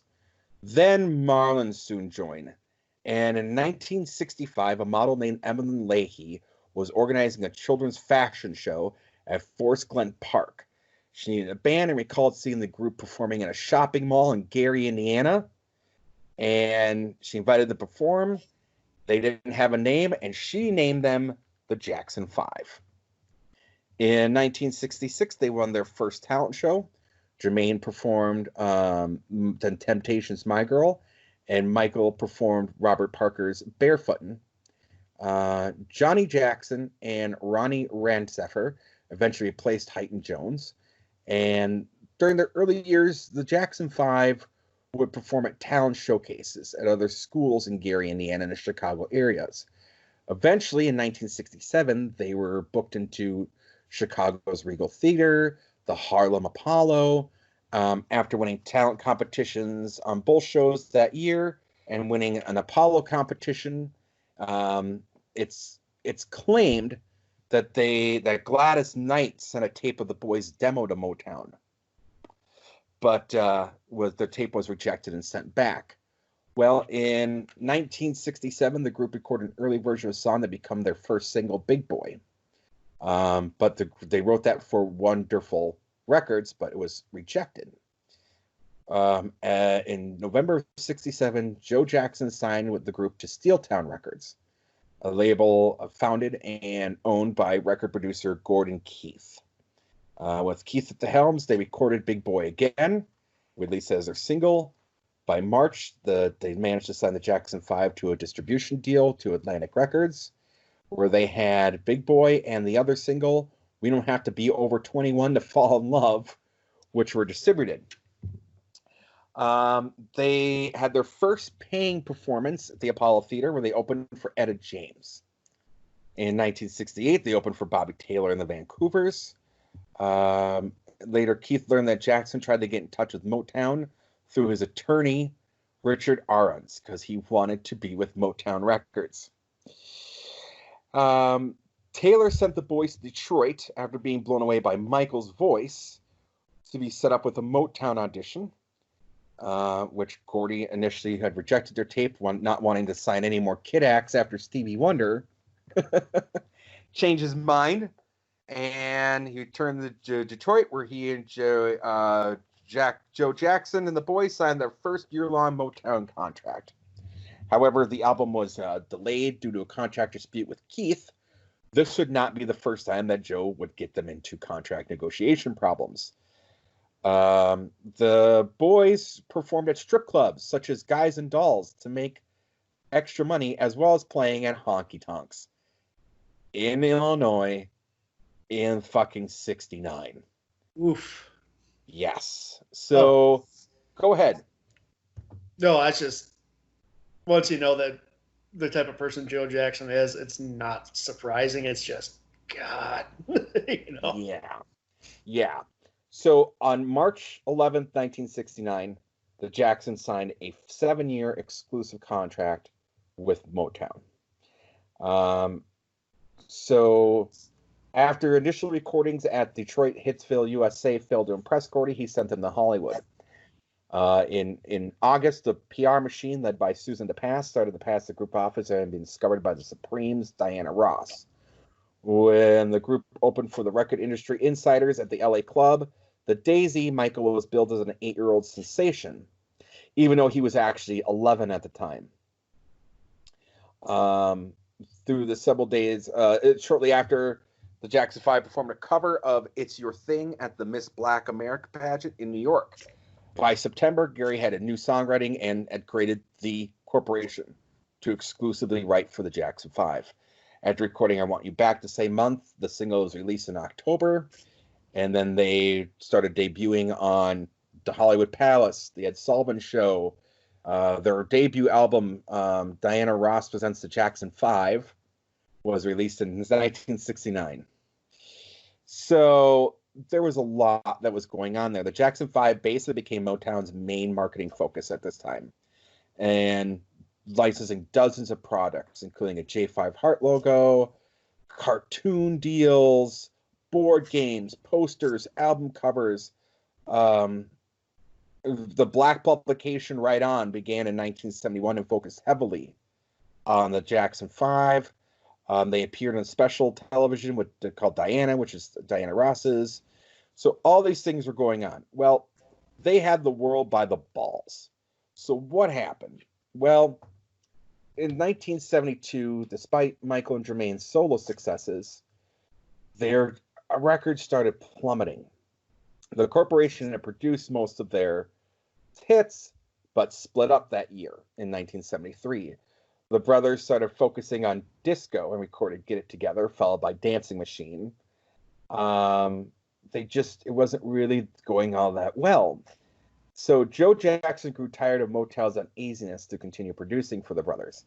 He began producing a nightclub act with his sons and daughters starting in Las Vegas. And by 1975, the Jacksons opted out of recording any more music for Motown. And they started working with Epic Records, which, to give you an idea, at Motown, they were only earning 2.8% of the royalties. Epic, Joe Jackson got him a deal to get 20% per record. He signed that deal.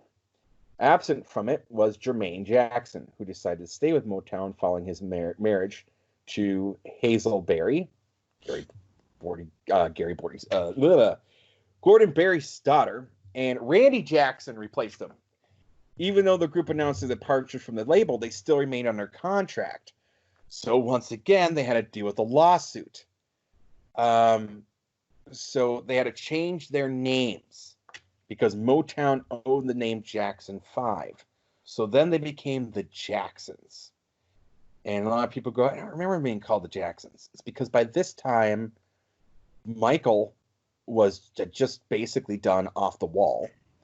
And he was just unbelievable. And in March of 1983, with Jermaine, the Jacksons performed Motown 25, Yesterday, Today, and Forever, which, do you know that was a performance by the Jacksons and not the Jacksons 5s, Joe? I had no idea. You know why you don't remember that? Why? Do you know what that Motown 25, Yesterday, Today, and Forever is known for? Oh, wait. Is this the moonwalk? The moonwalk. Yeah, because that's around the time Michael Jackson wowed the world with the moonwalk. Right. He stole the show by doing the moonwalk during Billie Jean. And, you know, Don King got involved after this. They decided that, hey, we're going to do things as the Six Brothers, which became, the song, they were going to do an album release, Victory in 1984, the best-selling album to date, include their final top 10 single, State of Shock, which is actually a duet between Michael Jackson and Mick Jagger, and did not feature any participation from any of the other Jacksons besides Marlon and Jackie, who were credited as background vocalists. Yeah, Michael, his star's already beyond. Beyond. He did Thriller shortly before this. Yes. Yep. So called Thriller. Maybe people have heard of it. Yeah, maybe you've heard of Thriller. Maybe you heard of Thriller, which was considered the best-selling album of all time. Maybe you've heard of Thriller. Yeah. And he had done Billie Jean, Beat It, and Thriller by this point. So yeah, he was already out there. And there was friction between the brothers and shakeup. They brought in Don King, who was fired. Michael said, I'm going to leave. Their final performance was at Dodger Stadium in December, at which point he was going to do his solo career. And then Marlon was leaving to pursue a solo career. We know how that went. Yeah, this thing was done as a favor for Michael because his brothers were in financial problems. This was just like a cash grab that Michael had no interest in doing. Which led to what issue? I don't. What's that? The Pepsi commercial. Oh. Yes, because they needed money, and this was a favor from Michael, the brothers participated in a Pepsi commercial, which Michael suffered burns to his scalp due to the pyrotechnic fault, and is actually pinpointed to his problems, was the start of his problems with prescription pill addiction, from pain addiction from that particular instance of having his fucking scalp burned. There was other injuries on this Victory tour, just became a huge problem. Basically, in 1987 the Jacksons released a single called Time Out for the Burglar, which was included in the soundtrack to a Whoopi Goldberg comedy called Burglar. And in 1989, the remaining brothers, Jackie, Tito, Jermaine, and Randy, released 2300 Jackson Street, which just sucked, and they went on hiatus, and they would never record another album again. Now, we talk a little bit about Joe, and I just want to bring up a little bit here. Joe, this is something interesting that I came across in my research. Joe was alleged to have a long-lasting extramarital affair, and Mama Jackson filed for divorce back in 1973, but decided to drop the divorce papers. And the following year, Joseph fathered a child with Cheryl Terrell. Giovanni Jackson was born. This led Joseph and Cheryl to have a 25-year-long affair while raising Giovanni. And in 1982, Catherine once again attempted to divorce Joe, but was persuaded not to. And despite living separately, they were legally married until he died in 2018. Yeah. I don't like speaking ill of the dead, but Joe Jackson was a real piece of shit.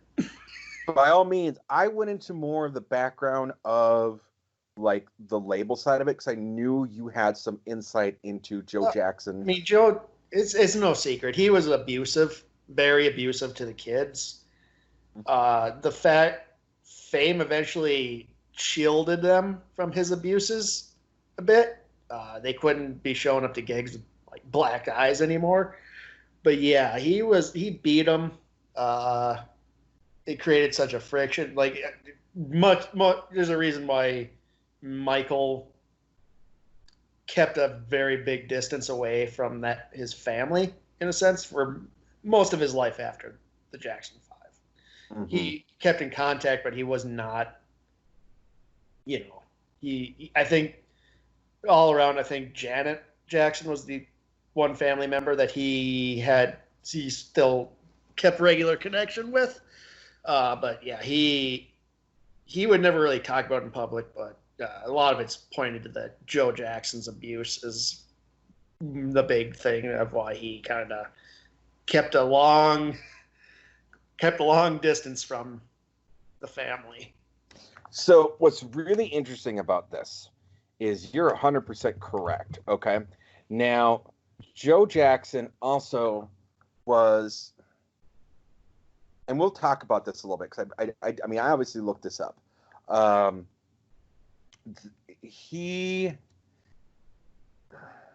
So there's dispute, right, on this. Most of the siblings deny the abuse happened. Play it down. Play it down. Michael was the first one to get up there and say yes, and they were forced to call him Joseph, not Dad, not Father, Joseph.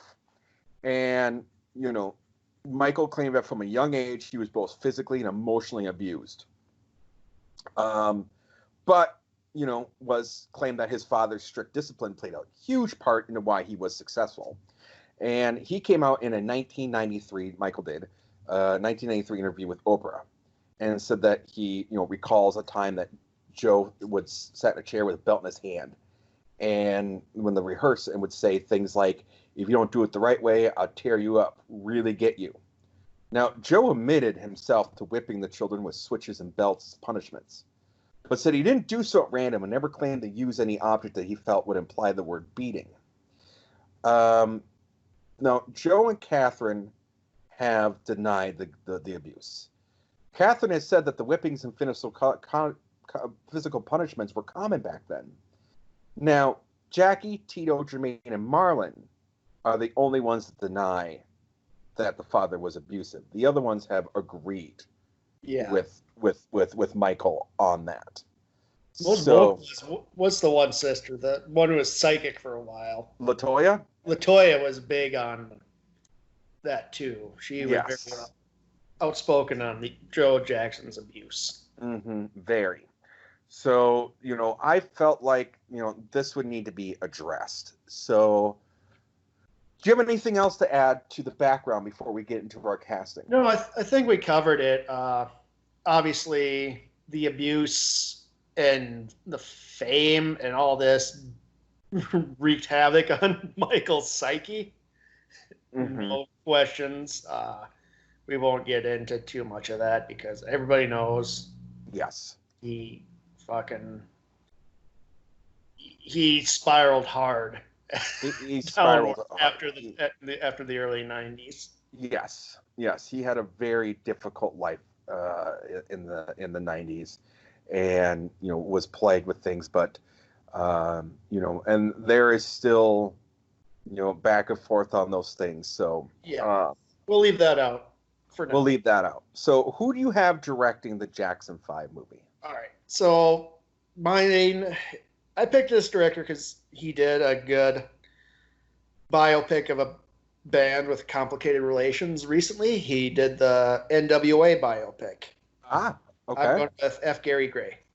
I like that. I went with someone who's been kind of on a run lately, who can do both comedy and horror, and is known for both. I feel like you've got to have kind of that. There's a merger here. and I would like to see him do something like this and get into a dramatization, I went with Jordan Peele. No, he's on my list as one of the Jacksons, actually. Oh, awesome. Well, yeah, I had Jordan Peele in mind too. I think he would have done a phenomenal job. Okay. So like my movie's gonna focus actually on a specific period, and it's gonna be the Victory Tour, which is gonna be my thing. Because if it's gonna be a biopic, I like biopics that are more contained and not trying to get it all in, which is why I struggled with the Queen biopic and the Johnny Cash biopic. Like, we get great performances, but it's just you're covering too much. Fair enough. But yeah, so who do you have next on your list? What order do you want to go in? Let's go with Joe Jackson. All right. Who do you have as your Joe Jackson, sir? Well, I wanted somebody who was menacing but also charismatic. And who does that and age appropriate? As he's an older guy compared to the rest of the cast I have. I went with Ice Cube. Nice. I went with someone you picked earlier. Oh. You went with Idris? I went with Idris Elba. Well, you win this one. He's a trump card, man. Yeah, I went with Idris Elba. The only way he would have got topped by this was if we picked Clint Howard. Well, or Mark Ruffalo in a bald cap. Yeah, I went with Idris because exactly for that reason. I think he's charismatic and can be sinister as fuck. All right, so should we start with Jermaine? Jermaine, yeah. He's become kind of like the spokesperson for the family, so I think I would have him as a little bit of a bigger character in this too, but we have a lot of characters in this movie. I went with I'm going to butcher this name, but he was in Get Out. Okay. Lakeith Stanfield. Yes. He played the brainwashed guy who has the tear running down his eyes. He's reciting like racist bullshit or whatever. Yeah. I think he would have done a good role with this. I agree with you that I don't want this to be all over the board. And where you are going with the Victory Tour, oddly enough, I'm going the opposite route. I'm going to the rise of the Jackson 5. Kid actors. So I went with kid actors. So for my Jermaine, I have Bobby J. Thompson from My Baby's Daddies, Fred Claus. He was in That's So Raven. He was in he played Tracy Morgan Jr. He was been doing a lot of things in this idea. So he was in Tyler Perry's For Better For Worse.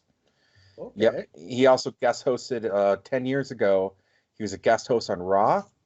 He is currently now on Wild and Out on the Disney Channel, I believe. Okay. Yep. And he's been known to play people. In 2006, he played Gary Coleman in the unauthorized biography, a story of Different Strokes. Wow.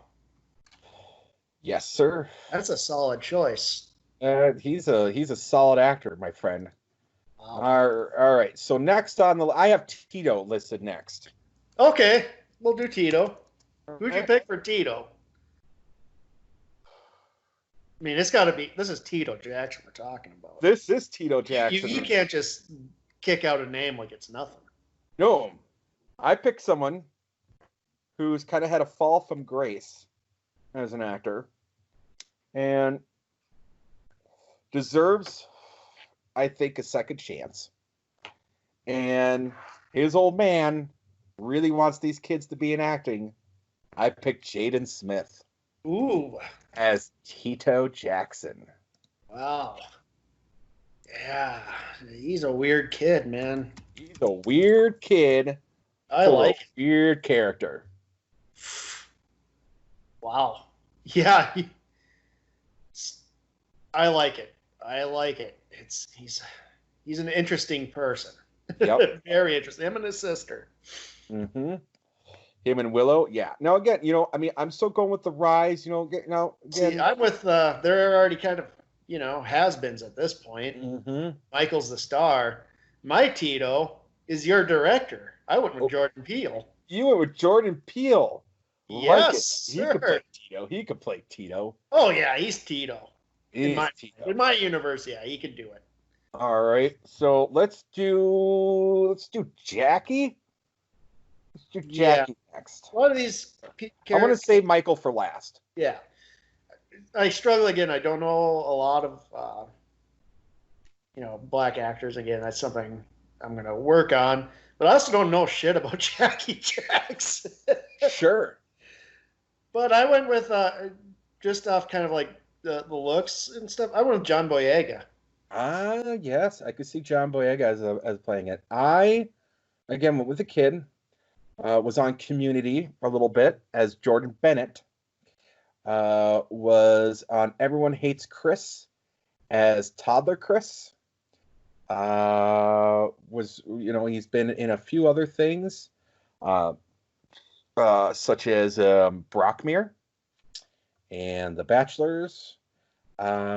Anyways, I went with one Tyrell Jackson Williams. He was also in Failure to Launch. He was the little black kid in Failure to Launch. Wow. Mm-hmm. Yeah. I like it. Yep. He's my Jackie. Yeah. So who do you have as Marlon then, sir? Marlon? Yes. It's not. He doesn't really look like it, but I was struggling. Mm-hmm. But I do like this actor a lot. I went with Michael B. Jordan. I like Michael B. Jordan. Yeah, I do too. I like him a lot. Like, yeah. Just, he knocks it out of the park. So, yeah. No, he's phenomenal. He's phenomenal.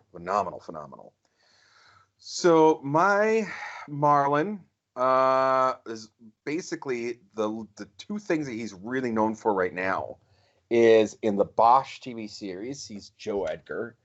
And in the Black Panther movie, he was the young Killmonger. Ooh. I went with Seth Carr. Nice. Yes, sir. So that is my Marlon. So now we're at the big kahuna. Oh, yeah. Now you have an adult Michael. I have a young Michael. Yep. I have a Michael hot off the heels of Thriller. Mm-hmm. And and Off the Wall.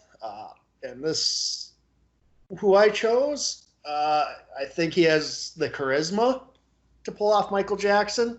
Mm-hmm. The childlike wonder that we saw with him in Community with his good friend Abed. I went with Donald Glover. Yeah, no question about that. I think he could pull off Michael at this time. He doesn't look a lot like Michael, mm-hmm. but he has that charisma. He has that star to him that he just pops. Yeah. Oh, no doubt. I went with Donald. Yep. So I went with someone that has a little bit more TV background, a kid background, but when I look at him, I see someone that I think could play a young Michael Jackson. He has two older sisters that are also very musically inclined. So I think there is that there, but he's mostly known for right now as playing Zanny in Jamal and the Geralds TV series. He plays, he's been unaccredited in several episodes of Drunk History. And he was in the TV show SWAT. I went with Alexander Arzu. You might have to look that one up. He's not well known. Yeah, I have no idea who this is. Yep. Well, when I saw him, I went, "Oh, this. I found my Michael."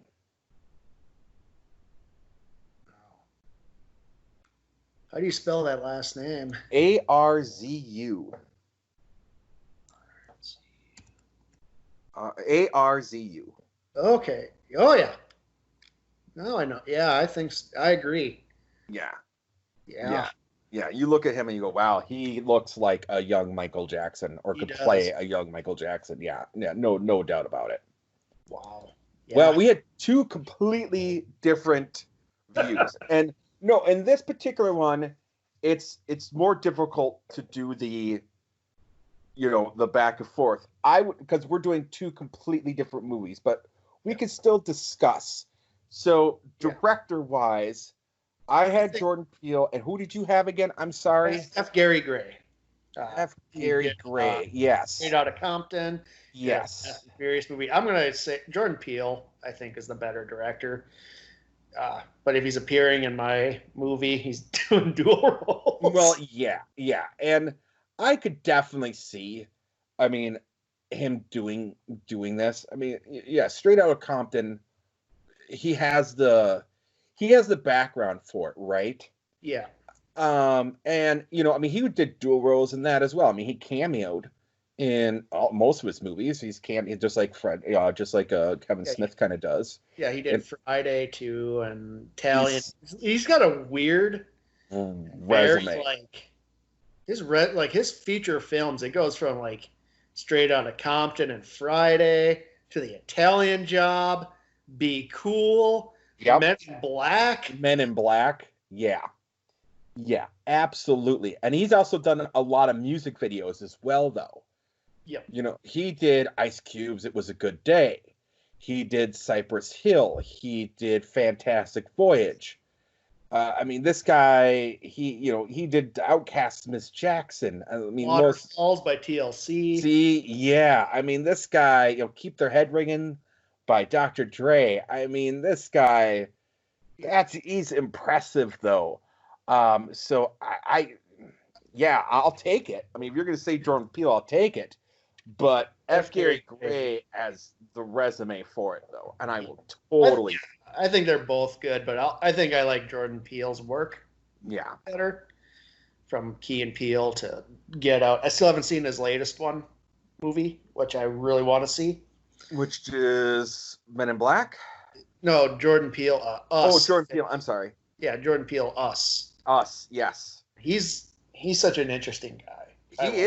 He is. Like, he goes from comedy to horror, and that's why I kind of felt like that would fit into this Jackson 5. Especially with a character, somebody like Joe Jackson, you kind of have to have that element. You have to have that element, and then you have to have the comedy because it's the kids. It's a bunch of kids running around. Well, not my movie. Well, not your movie. Right. It's a bunch of has-beens running around. Right. It's a bunch of has-beens running around, but it still works. Yeah. So Joe Jackson, we already agreed we're going to take my Idris. Yeah, I think Ice Cube was still a solid choice. Oh, 100% a solid choice. Plus with his work with F. Gary Gray, too. Yeah. Whatever, so I think there's a good dynamic there. But yeah, Idris he's not only our Darth Maul, he's our Joe Jackson. He's our Joe Jackson, yeah. It's, I didn't want to say anything when you picked Idris because I didn't want to give this one away, but I was like, this is something interesting. Like, me and Joad have picked other people or picked same things on the same one. But we picked the same person, but for two different projects. Yeah. And that's a new one. That's something new. So for your Jermaine, you had the Keith Stanfield. Again, I'm sorry if I'm butchering the name. No, you're all right. It's I know who that is, and I can Lakeith. It's Lakeith Stanfield. Lakeith, okay. Yep. And I know who that is, and yeah, absolutely. I just wanted to stack this movie with. Well, yeah. I mean, you're stacking it with massive talent, is what you're doing. Yeah. Like, he was just in Knives Out. But I think if we're gonna do something like about the Jackson 5, I think you got to go in all. You have to go all in. Yeah. Absolutely. Abso-fucking-lutely, you do. Yeah, and he was Snoop in Straight Outta Compton. Yeah. So, yeah. And you had Bobby J? Yep, I had Bobby J. Thompson. Yeah. Solid choices. I'm I'm more unfamiliar with the kid actors. You have children. I don't. So I'm like, I had to type and look up. No, and that's totally legit. You had Jordan Peele as Tito. I had Yeah. Jaden Smith. Oh. Yeah. I mean, once again, I had Jordan Peele for a different role than what you had, but at the same time, I mean, boom. Yeah. Yeah. You know what? Watch both of these movies. I watched both of them. Or better yet, make yours the sequel. You can have Jordan Peele play the Jaden Smith character when he's older. That would be amazing. We just created a movie and a sequel. We just created a movie and a sequel. Next up, I think we had, was it Jackie? Yeah, Jackie. I went with John Boyega. I love famous John for Boyega. his Wrong with role in the latest Star Wars movies. For their faults, his role is not one of them for me. His role's not fuck no. And then for your Marlon, you had. Who'd you have for your Jack? I had Terrell Jackson Williams by Jackie. Yeah, solid choices. I don't know who that is. That's okay. You can look. It's fine. You can look them up. So, yeah. All right. Yeah. So, who do we have next? We have Marlon next. Michael B. Jordan. Yeah, Michael. God, that first Creed movie, man, was so good. Like, that's the best. It was second best Rocky movie. It was way better than it needed to be. It was so much better than it. You know what though? I'm gonna tell a story. I had rented Rocky Balboa as a joke and invited a bunch of people over. We were gonna rip it apart, and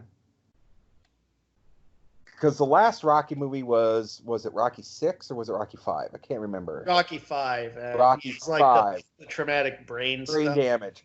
Where it was a terrible movie. And it followed up like my personal favorite, and it's the most dog shit of them all, is Rocky 4, where he wins the Cold War. Yeah. He wins the Cold War. He's a robot, and that's Creed is a direct sequel to that one, which is another thing that blows my socks off. Right. So, Rocky Balboa, though, I remember watching it, and we were going to make fun of it. And halfway through the movie, we all looked at each other and went, fuck, this isn't as bad as we thought it was going to be.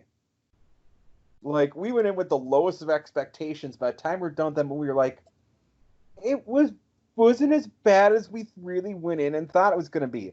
Creed, I had the exact same experience. Yeah, I like Creed a lot.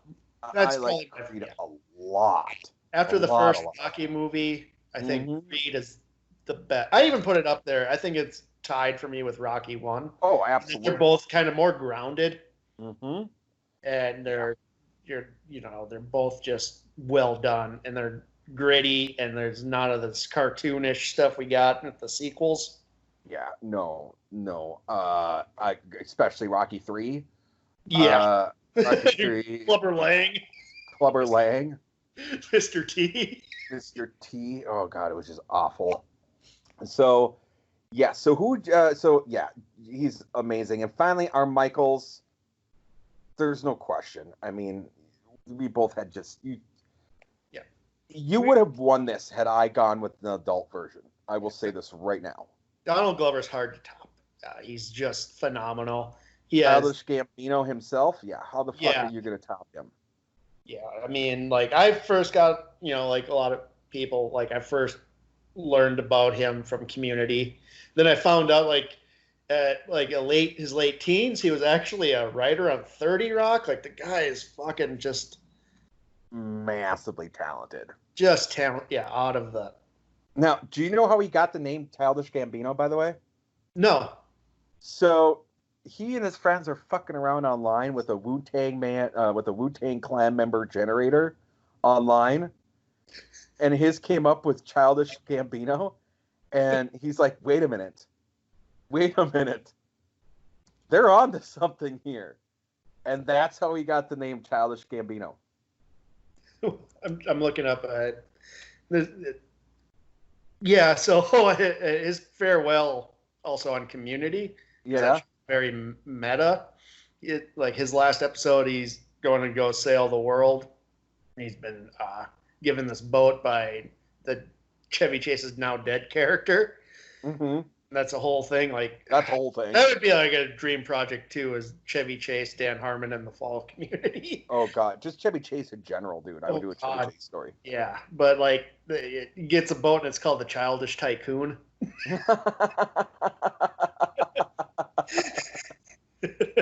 That's awesome. Yeah. So yeah, I love Donald Glover so much. He's just, yeah. Yeah. But again, mine's gonna be the sequel to your movie. Yes.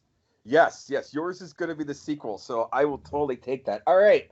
Well, let's take our last break here, and we'll come back and we'll close this out. Sounds good. All right. We'll be back in a bit.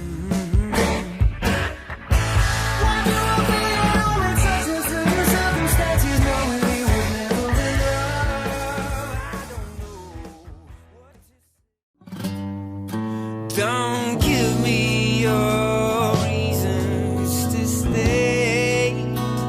I won't be listening, babe. Either way. All right. Holy shit, Joe. We made it through. Yeah. We went on long tangents too. We We did need not have. Joad here. We need Joe. We had no grounding. There was nothing cementing us back to Earth. No, you and I were just like, yes, run with your tangent, sir. Run with your tangent. Come back, Joad. I can't do this anymore. This was very much like an episode of our above a convenience store, wasn't it? Yeah. And even then, like we don't have as many subjects, and we're going off on longer tangents. We kind of reeled it in a bit, I think, just because we had so much to cover. Yeah, we did. We could have been way worse than what we were. So I will give us if you want to hear us at our peak, listen to the Fire Walk with Me podcast. How long was that one? Over 3 hours. It's over 3 hours for a movie that's 2 hours long. Our podcast was longer than the actual movie. Oh boy. Yeah. No, you guys. Yeah, if you guys enjoyed this, by all means, treat yourself and listen to our Fire Walk with Me review. And then, if you're in the Twin Peaks, check out what we do over there, which is, our podcast above a convenience store talking Twin Peaks. Joe, what else do you have going on? You have a blog. Yeah, the Joe Down with me and Joe Brown. We review movies. We don't know what the other ones were. We don't get veto on what the other picks. When this episode comes out, the episode that we'll have up should be the new Sonic the Hedgehog movie. Oh God, you saw that. Not yet. You haven't seen it yet. Okay. By the time this comes out, I'll have been traumatized by Sonic and Jim Carrey. I have not seen it yet myself. My kids have been begging me to rent it. Yeah, and I'm still debating on what I want to do for the follow-up to that. And we should now, I think, what do you and Joad have come up for the next cast? Because I'm going to be able to listen to this now. Doing this is fun, but I'd rather be listening to you and Joad talking about stuff. So I'll give away the dream project. The dream project that we have coming up on the next Cast That Movie is going to be Red Dead Redemption, the movie. Ooh. Mm-hmm. Mm-hmm. Yes. Like the making of the game? Or? No, like making the game a movie. Ooh. Mm-hmm. Making Red Dead Redemption, the game, a movie. Yep. Haven't we learned from Street Fighter, the game, the movie? Well, this is what there's been some good ones out there. There's been some good. I mean, you're gonna watch. Name one video game movie that was good. You're gonna watch Sonic the Hedgehog.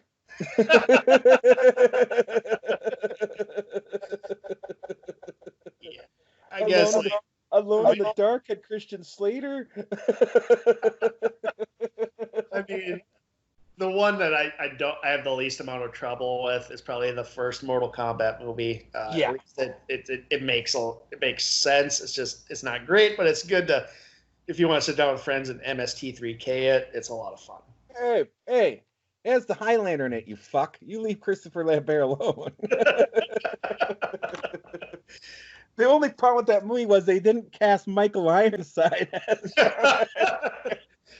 Oh, Shao Clancy Kahn. Brown should have been Goro.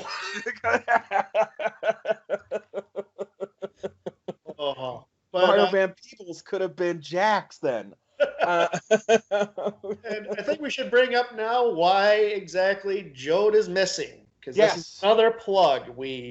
It's been a while since the start of this, but I think we left a little hint that we have something about him. Joad is dead, wrapped in plastic. No, no. We have another. And died in impact. we have another podcast coming, which is the Office podcast.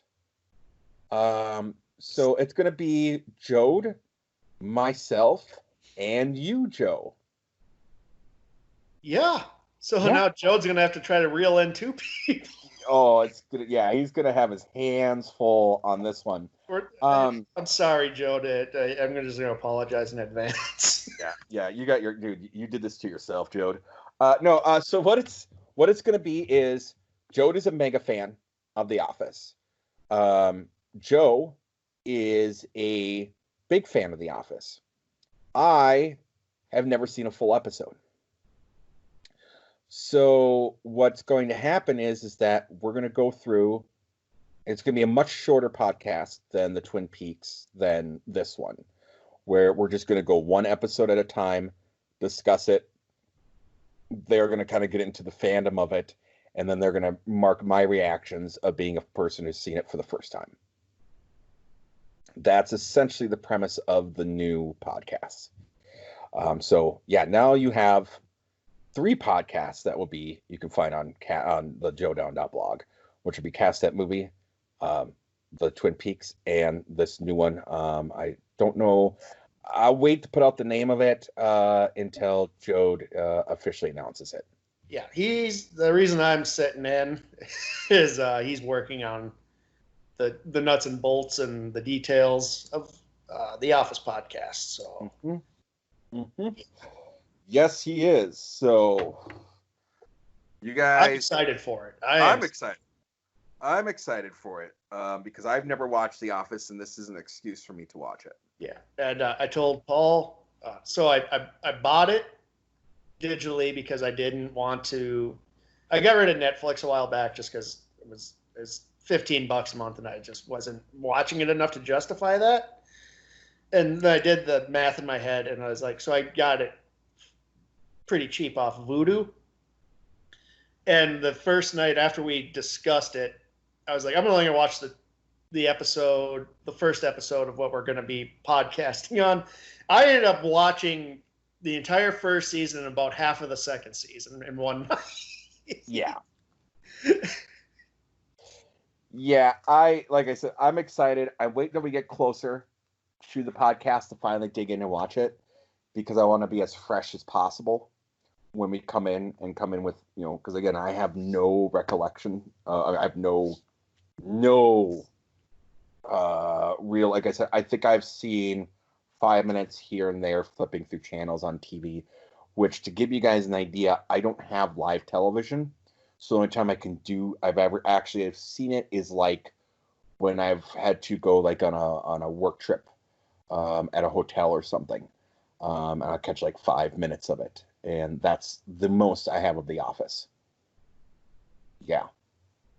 I know people are like, what?